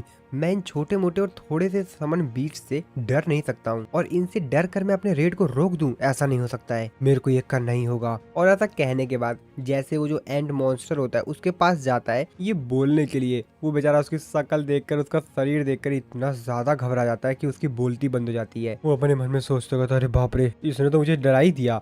जिसके बाद वो उस मॉन्स्टर से कहता है कि चलते हैं, लेकिन वो जो एंड मॉन्स्टर होता है वो उसको ही देखता रहता है, जिसपे वो कहता है कि पहले आप चलिए ना। लेकिन उस बेचारे को अंदर से इतना ज्यादा डर लग रहा होता है कि वो ज्यादा तेजी से बोल भी नहीं पा रहा होता है। तभी एंड मॉन्स्टर काफी तेजी से वहां से गायब होता है और तुरंत झटके से वहां पर आ जाता है, जिसको देखकर जो लीडर होता है वो काफी ज्यादा डर जाता है। वो बेचारा कहता है, ये क्या कर रहे हो तुम? जिसपे उसको कोई भी रिप्लाई नहीं देता है और वहां से जाने लगता है। और अब उसका ये रूप देखकर बेचारा वो तो और भी ज्यादा डर जाता है। बाकी हंटर्स उसके लीडर के पास आते हैं, उससे बोलते हैं, बॉस बॉस आप ठीक तो है ना? दूसरा हंटर बोलता है कि बॉस क्या आप सही में इन लोगों को चाहते हैं कि हमको लीड करें? जिस पे उनका बॉस कहता है कि हाँ, मैं ठीक हूँ, ठीक है। उसके बाद यहाँ पर बाकी सभी जो हंटर्स होते हैं वो वहाँ पर एक चीज जो पड़ी हुई होती है उसको देखते हुए कहते हैं कि इस चीज को तो देखो इस चीज को। एक्चुअल में एक नाइट का हेड था जो कि काफी ज्यादा पावरफुल नाइट है। उनका बॉस कहता है कि जरा इसको तो देखो यार, उन लोगों ने कुछ सेकंड्स में इसको मार दिया और ये एक हाईएस्ट रैंकिंग बीस्ट है। मैं तो विश्वास ही नहीं कर सकता हूँ कि आखिरकार वो कितने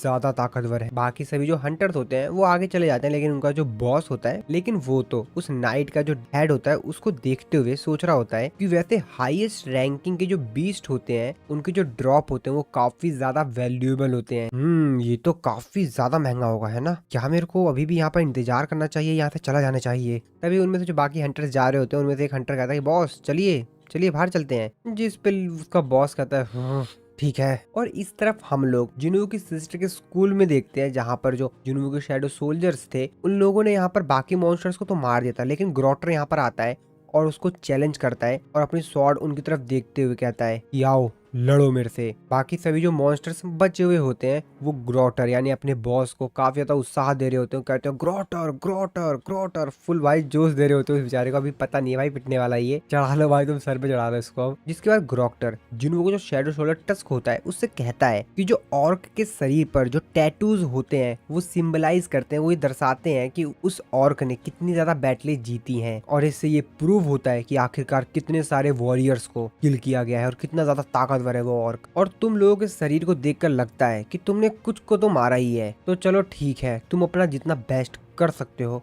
उतना बेस्ट करना। आ जाओ हाई ऑर्क्स, तुमने इस फाइट को और भी ज्यादा थोड़ा सा इंटरेस्टिंग बना दिया है मेरे लिए तो। और ऐसा कहते ही इन लोगों के बीच फाइट स्टार्ट हो जाती है। तो ग्रोटर जो होता है वो जिन्हों के शैडो सोल्जर टस्क के ऊपर सबसे पहले अटैक करता है और जो जिन्हों के बाकी शैडो सोल्जर्स होते हैं वो भी इस फाइट में एक साथ आ जाते हैं। तो यहाँ पर अकेला ग्रोटर और जिन्हों के जो बाकी तीनों शैडो सोल्जर होते हैं उनके बीच में पे फाइट होती है। ग्रोटर से कहता है, तो तुम लोगों ने मेरी तलवार को ब्लॉक कर दिया, ये भी बुरा नहीं है लेकिन इतना भी बेहतरीन नहीं है। और फिर से वो उन लोगों के ऊपर काफी और तेजी से अटैक करता है। जिन्हों के शैडो सोल्जर्स उसके स्वॉर्ड के अटैक से घायल हो रहे होते हैं, लेकिन तुरंत हाथों हाथ वो लोग यहाँ पर रीजनरेट भी कर ले रहे होते हैं अपने शरीर को, यानी कि तुरंत हीलिंग कर ले रहे होते हैं बार बार। ग्रोटर को देखते हुए अपने मन में सोचते हुए कहता है कि क्या ये लोग किसी स्पेल के अंदर है क्या? इन लोगों के ऊपर क्या कोई स्पेल किया गया है? इससे कोई भी फर्क नहीं पड़ता है कि मैं इन लोगों को कितनी बार काट रहा हूँ, का कोई भी मतलब नहीं है। ये बार बार अपने आप को रीजनरेट कर ले रहे हैं। इसके जैसे पता नहीं कितनी बार कितने हजारों को मैंने ऐसे ही खत्म कर दिया है, लेकिन आज ऐसा क्यों नहीं हो रहा है? ग्रोटर के माइंड में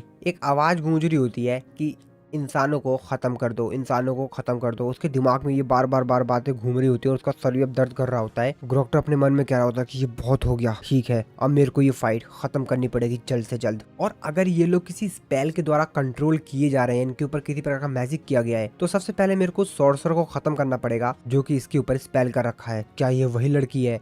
तो एक्चुअली जिन्वू की सिस्टर होता है, उसको लगता है कि जिन्वू की सिस्टर ने सब कुछ किया हुआ है, तो उसको देखते हुए कहता है कि क्या ये वही है? ये लड़की बचेगी नहीं। और अपने बाकी साथियों से कहता है कि उस लड़की को पकड़ो। उसके जो बाकी साथी होते हैं वो जिन्वू के जो शैडो सोल्जर्स होते हैं उनके ऊपर एक साथ अटैक कर देते हैं। ग्रोक्टर उन लोगों को बताता है कि हाई ऑर्क्स पावरलेस हो जाते हैं जब वो अपने आप को रीजनरेट करते हैं, यानी कि हाई ऑर्क्स जब अपने आप को रीजनरेट कर रहे होते हैं, हीलिंग कर रहे होते हैं अपने आप को, तो वो लोग उस टाइम पर, उस पर्टिकुलर टाइम पर वो लोग पावरलेस होते हैं और उसी समय हमारे पास मौका है कि हम उसके ऊपर अटैक करें। और वो लोग ऐसा ही करते हैं, वो लगातार जैसे अपने आप को रीजनरेट कर रहे होते हैं उनके ऊपर काफी तेजी से, बहुत तेजी, ज्यादा स्पीड से उनके ऊपर बार बार अटैक कर रहे होते हैं, जिसकी वजह से जिन्हों के शैडो सोल्जर्स चाह कर भी कुछ नहीं कर पा रहे होते हैं और उनको ब्लॉक कर लिया जाता है। लेकिन टस्क जो कि भाई बहुत ज्यादा ताकतवर है, उनको यार इन्होंने हल्के में ले लिया। तो टस्क जो बाकी मॉन्स्टर होते हैं उन लोगों की भाई काफी अच्छे से पिटाई करता है। लेकिन हाँ, उन मॉन्स्टर को ये बात भी पता लग गई थी कि इसको किस तरीके से हराना है, तो वो भी ये लोग अपने स्वॉर्ड से उसके ऊपर अटैक कर रहे होते हैं। और इस चीज का फायदा उठाकर जो ग्रोक्टर होता है डायरेक्टली जाकर जिन्हों की सिस्टर को पकड़ लेता है और उससे कहता है कि अच्छा तो वो तुम थी। वो जिन्हों की सिस्टर को देखते हुए कहता है कि मैं क्लियरली सेंस कर सकता हूँ कि तुम्हारे पास मैजिकल पावर्स है, तो अब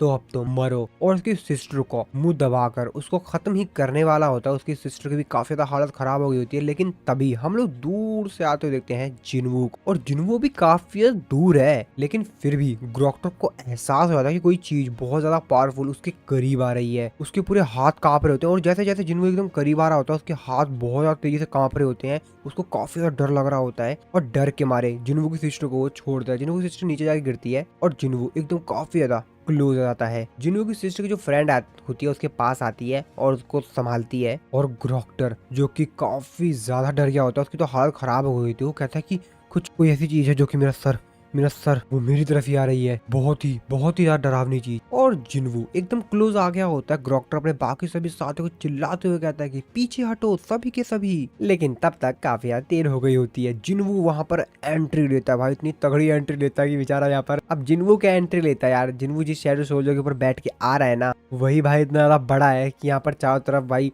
धूल ही धूल हो जाती है। ये तीनों मॉन्स्टर तो साइड में गिरते हैं, लेकिन जो ग्रोक्टर होता है वो थोड़ा सा ज्यादा दूर जाके गिरता है। चारों तरफ धूल हो गई होती है। तभी बच्चे खांस रहे होते हैं। जिन्हों की सिस्टर जो होती है वो भी यहाँ पर खांस रही होती है। और तभी जिन्हों वो अपनी सिस्टर के पास आता है, उसके सर पे हाथ रखता है और अपनी सिस्टर से कहता है कि तुम अब सेफ हो। ग्रोक्टर के जो बाकी मॉन्स्टर साथी होते हैं भाई, उनकी तो हालत मतलब खराब ही कर दी होती है जिन्होंने। लेकिन जो ग्रोक्टर होता है वो उस अटैक से बच गया होता है, वो थोड़ा सा पीछे आ गया होता है। और जैसे ही भाई धूल सामने से हटती है, ग्रोक्टर सामने का नजारा देखकर काफी ज्यादा डर जाता है, क्योंकि जिन्नू को जो शैडो सोल्जर था भाई यहाँ पर, तो सामने होता है जिन्नू का शैडो सोल्जर फाइजल भाई, जो कि बहुत ही ज्यादा बड़ा होता है। इसको देखकर भाई ग्रोक्टर की तो वैसे ही हालत खराब हो जाती है। और दूसरी तरफ वो जिन्नू को देखकर उसकी तो और भी ज्यादा हालत खराब हो जाती है भाई। जिन्नू भाई यहाँ पर फुल गुस्से में होता है। जिन्वू ग्रोक्टर डरते हुए जिन्वू को अपना इंट्रोडक्शन दे रहा होता है कि मैं ग्रोक्टर चीफ ऑफ रेड ब्लेड। इसके आगे कुछ बोल पाता, तभी जिन्वू से कहता है कि तुम अपना मुंह बंद रखो और वहीं पर मेरा वेट करो। जिन्वू भाई फुल गुस्से में उसकी तरफ देख रहा होता है, तो ग्रोक्टर भी क्या करता है, वहीं पर शांत खड़ा रहता है। तो एक्चुअल में ग्रोक्टर भी भाई डर ही रहा होता है। उसकी भी हालत खराब होती है कि यार ये कहाँ से आ गया बंदा। जिन्वू अपनी सिस्टर से कहता है कि तुम अब सेफ हो। जिन्वू की सिस्टर जिन्वू को देखकर काफी ज्यादा रो रही होती है। जिन्वू से कहता है कि सॉरी मैं थोड़ा सा लेट हो गया। जिन्वू बाकी सभी स्टूडेंट्स से पूछता है कि सभी लोग ठीक हो तो हो ना। बाकी सभी स्टूडेंट्स कहते हैं कि हाँ हम ठीक हैं। जिन्वू की सिस्टर की जो फ्रेंड होती है उससे पूछता है कि सॉन्ग तुम ठीक तो हो ना, जिसपे वो भी कहते हैं कि हाँ मैं भी ठीक हूँ। जिन्वू अपने शैडो सोल्जर इग्रीज से कहता है कि जिन्हा और बाकी सभी लोगों का तुम ध्यान रखो, इसको मैं हैंडल करता हूँ। जिन्वू बाकी सभी स्टूडेंट्स से कहता है कि बाकी सभी स्टूडेंट्स नीचे जाकर आराम से स्कूल से बाहर चले जाइए। ग्रोक्टर जो कि भाई डर रहा होता है, लेकिन अब क्या ही कर सकता है भाई, बॉस है वो भी, तो वो थोड़ा सा हिलता ही है। तभी जिन्वू से कहता है कि मैं तुमसे बोला था ना कि हिलना मत। जिसके बाद बाकी सभी जो बच्चे होते हैं वो जिन्वू के शैडो सोल्जर कैजल की मदद से नीचे उतर जाते हैं। ग्रोक्टर जिन्वू से कहता है कि मैंने देखा कि वो जो इमोर्टल हाई ऑर्क्स थे वो तुम्हारे सोल्जर हैं। तुम कौन हो और तुम हमारी लैंग्वेज कैसे जानते हो। लेकिन जिन्वू उसके बात का कोई भी रिप्लाई नहीं दे रहा होता है और उसकी तरफ गुस्से से देख रहा होता है। ग्रोक्टर जो कि समझ गया होता है और वो अपने मन में सोचते हुए कहता है कि ऐसा लग रहा है कि इसका आंसर देने का कोई भी इरादा नहीं है। जिसके बाद वो अपने बाकी सभी साथियों से कहता है कि इसके ऊपर हमला करो। तो सबसे पहला जो ऑर्क मॉन्स्टर होता है वो जिन्वू के ऊपर अटैक करता है और उसके पीछे दो और आ रहे होते हैं। तो जिन्वू सबसे पहले उसका हाथ पकड़ता है, जिस हाथ से उसने वीपन पकड़ा होता है, और उसके हाथ को भाई अपने ताकत लगा के इतनी तेजी से मरोड़ता है कि उसकी भाई हालत खराब हो जाती है उस ऑर्क की। तो वो चिल्लाते हुए कहता है कि मम्मी मेरी तो हालत खराब कर दी इसने। लेकिन जिन्वू कहाँ उसकी भाई कोई बात सुनने वाला था। जितनी देर चिल्ला ले, पटक के जिन्वू उसको जमीन पे मारता है और बेचारे के ऊपर एक हैच के भाई लात मारता है और उसकी तो वहीं पर ही एंड हो जाता है। बाकी बचे जो दो मॉन्स्टर होते हैं भाई वो एक साथ जिन्वू के ऊपर अटैक करते हैं, लेकिन जिन्वू यहाँ पर अपने किल जो कि था कमांडर टच को एक्टिवेट करता है और अपने हाथ से दूर से उन दोनों को पिचका देता है और उन बेचारों की इतनी गंदी वाली चीख निकलती है, लेकिन क्या ही करे, और जिन्वू उन दोनों को भी कर देता है काम। तो यहाँ पर बाकी जो ऑर्क्स होते हैं, यहाँ पर और भी ऑर्क्स आ गए होते हैं और वो लोग भी एक साथ जिन्वू के ऊपर अटैक करने के लिए जाते हैं, लेकिन जिन्वू उन सभी की गंदी वाली पिटाई करता है और उन सभी की रेल लगा देता है। तो जिन्वू का यहाँ पर भाई साहब पूरा हाथ सन गया होता है। इन बेचारों को निपटाते निपटाते फाइनली ग्रोक्टर बचा होता है। वो जिन्वू उसके करीब जा रहा होता है जिसको देखकर उस बेचारे की तो हालत खराब होती है कहता ये सब क्या है, लेकिन वो उससे आगे कुछ बोल पाता। जिन्वू यहाँ पर अपने कमांडर टच स्किल का इस्तेमाल करता है और उसके मुंह को ही पकड़ लेता है पूरी ताकत से और उसको दीवार पे से लटकाते हुए कहता है कि क्यों तुमने ये सब क्यों किया, तुमने उन सभी को क्यों मारा, क्यों। ग्रोक्टर जिन्वू को बताता है कि मेरे दिमाग में से एक आवाज आती है जो कि मेरे से बार बार बोलती है कि इंसानों को खत्म कर दो। जिन्वू से कहता है कि मेरे बारे में क्या वो आवाज ये भी कहती है कि मुझे भी खत्म कर दो। लेकिन ग्रोक्टर उसकी कोई भी बातों को रिप्लाई नहीं देता, बल्कि उससे उल्टा ही भाई अपनी जिंदगी की भीख मांग ले जाता है। वो कहता है कि प्लीज प्लीज प्लीज मेरे को माफ कर दो। लेकिन जिन्वू उससे सिंपली कहता है कि मेरे क्वेश्चन का जवाब दो, क्या जब तुम मेरी तरफ देखते हो तो वो वॉइस तुमसे वही कहती है। जिसपे वो फिर से उसे बोलता है कि भाई माफ कर दे, मेरे को माफ कर दे। लेकिन जिन्वू कहता है कि लगता है कि तुमको। जिसके बाद जिन्वू अपने डैगर को यहाँ पर समन करता है इस मॉन्स्टर को खत्म करने के लिए। और तो तुम मेरे को इंसान नहीं मानते, वैसे भी इससे कोई फर्क नहीं पड़ता। ठीक है, मैंने तुम्हें माफ किया, लेकिन मैंने तुम्हें माफ किया इसका मतलब ये नहीं है कि तुमने जो यहाँ पर गलत किया उसके लिए मैं तुम्हें माफ ही कर दूं। इतनी आसानी से तुम नहीं बचोगे। और फिर ये सीन यहीं पे कट होता है। इसके बाद हम लोग फिर से उसी डंजन को देखते हैं जहाँ पर जिन्वू बाकी सभी हंटर्स को अपने शैडो सोल्जर के साथ छोड़कर आया था। बाहर अभी भी लोग उनका इंतजार कर रहे होते हैं। डंजन के अंदर जो एक हंटर होता है वो जिन्वू के एंड मॉन्स्टर से बोलता है कि वैसे तुमको क्या मालूम है कि ये बंदा कितना ज्यादा वैल्यूएबल होगा। तो एक्चुअल में वो शायद किसी मॉन्स्टर की बॉडी लेकर आया था पूछने के लिए, लेकिन वो जो एंड मॉन्स्टर होता है भाई उसकी बॉडी को खा जाता है और उल्टा उसको ही घायल कर देता है और उसके कंधे पर चोट लग जाती है और ब्लड निकलने लग जाता है। लेकिन तभी वहां पर बेरू आता है और उस मॉन्स्टर को शांत करता है और उसे कहता है कि ठीक है तुम जाओ। और बेरू यहाँ पर अपनी हीलिंग एबिलिटी का इस्तेमाल करके उस हीलर को हील कर देता है, जिसको देखकर वो तो काफी ज्यादा हैरान होता है। फिर वो बेरू को थैंक्स बोलता है और कहता है भाई इसकी हीलिंग मैजिक आखिर और किस तरीके से एक समन बीस्ट मेरे से भी बेहतर हीलिंग कर सकता है। बेरू उनसे कहता है कि आ जाओ। ये लोग जब एक रूम में एंटर करते हैं तो वहाँ पर एक दूसरा ही मॉन्स्टर होता है। तो अनडेड जो मॉन्स्टर्स थे उनका जो लीडर होता है वो था एक्चुअल में वो, जिसको देखकर बाकी सभी जो हंटर्स होते हैं भाई उनकी तो हालत खराब हो जाती है। वो देखते हुए कहते हैं कि क्या इस डंजन का बॉस आर्च लीच है। तभी उसको दूसरा साथी कहता है कि और उसके साथ 10 डेथ नाइट्स भी हैं। तो एक्चुअल में यहाँ पर काफी सारे पावरफुल डंजन बॉस होते हैं, लेकिन जो आर्च लीच होता है तो इन लोगों को एक इंसिडेंट के बाद से ज्यादा देखा गया, जो कि था गोल्ड ड्रैगन गिल्ड का एनहिलेशन। तो जो आर्च लीच था उसने एक बहुत बड़े चाइनीज गिल्ड को पूरी तरीके से खत्म कर दिया था और जिसकी वजह से डंजन ब्रेक हो गया। लेकिन लिu जिंगांग की वजह से उस खतरनाक सिचुएशन को हैंडल कर लिया गया। लेकिन एक स्ट्राइक स्क्वाड जिसके पास सिर्फ ए रैंक के हंटर्स हैं, वो भी इस बॉस से मुकाबला, ये तो किसी भी तरीके से मुमकिन ही नहीं है। तभी दूसरा हंटर अपने बॉस से पूछता है कि बॉस अब हमें क्या करना चाहिए। तभी दूसरा हंटर चिल्लाते हुए कहता है कि उन लोगों के पीछे और भी मॉन्स्टर्स हैं। जिसकी बात सुन के उनका बॉस कहता है कि अरे नहीं, ये अनडेड हमको ही खा जाएंगे, जल्दी जल्दी इस डोर को ब्लॉक करो। और फिर इसी सीन के साथ हमारा ये वाला जो एपिसोड है वो खत्म हो जाता है। तो दोस्तों इसके नेक्स्ट एपिसोड को मैं जल्दी लेकर आऊंगा। और अगर आप लोग को इस एपिसोड में कोई दिक्कत लगी हो तो आप लोग कमेंट करके जरूर बताइएगा, ताकि मैं उसको नेक्स्ट एपिसोड में इम्प्रूव कर सकूं।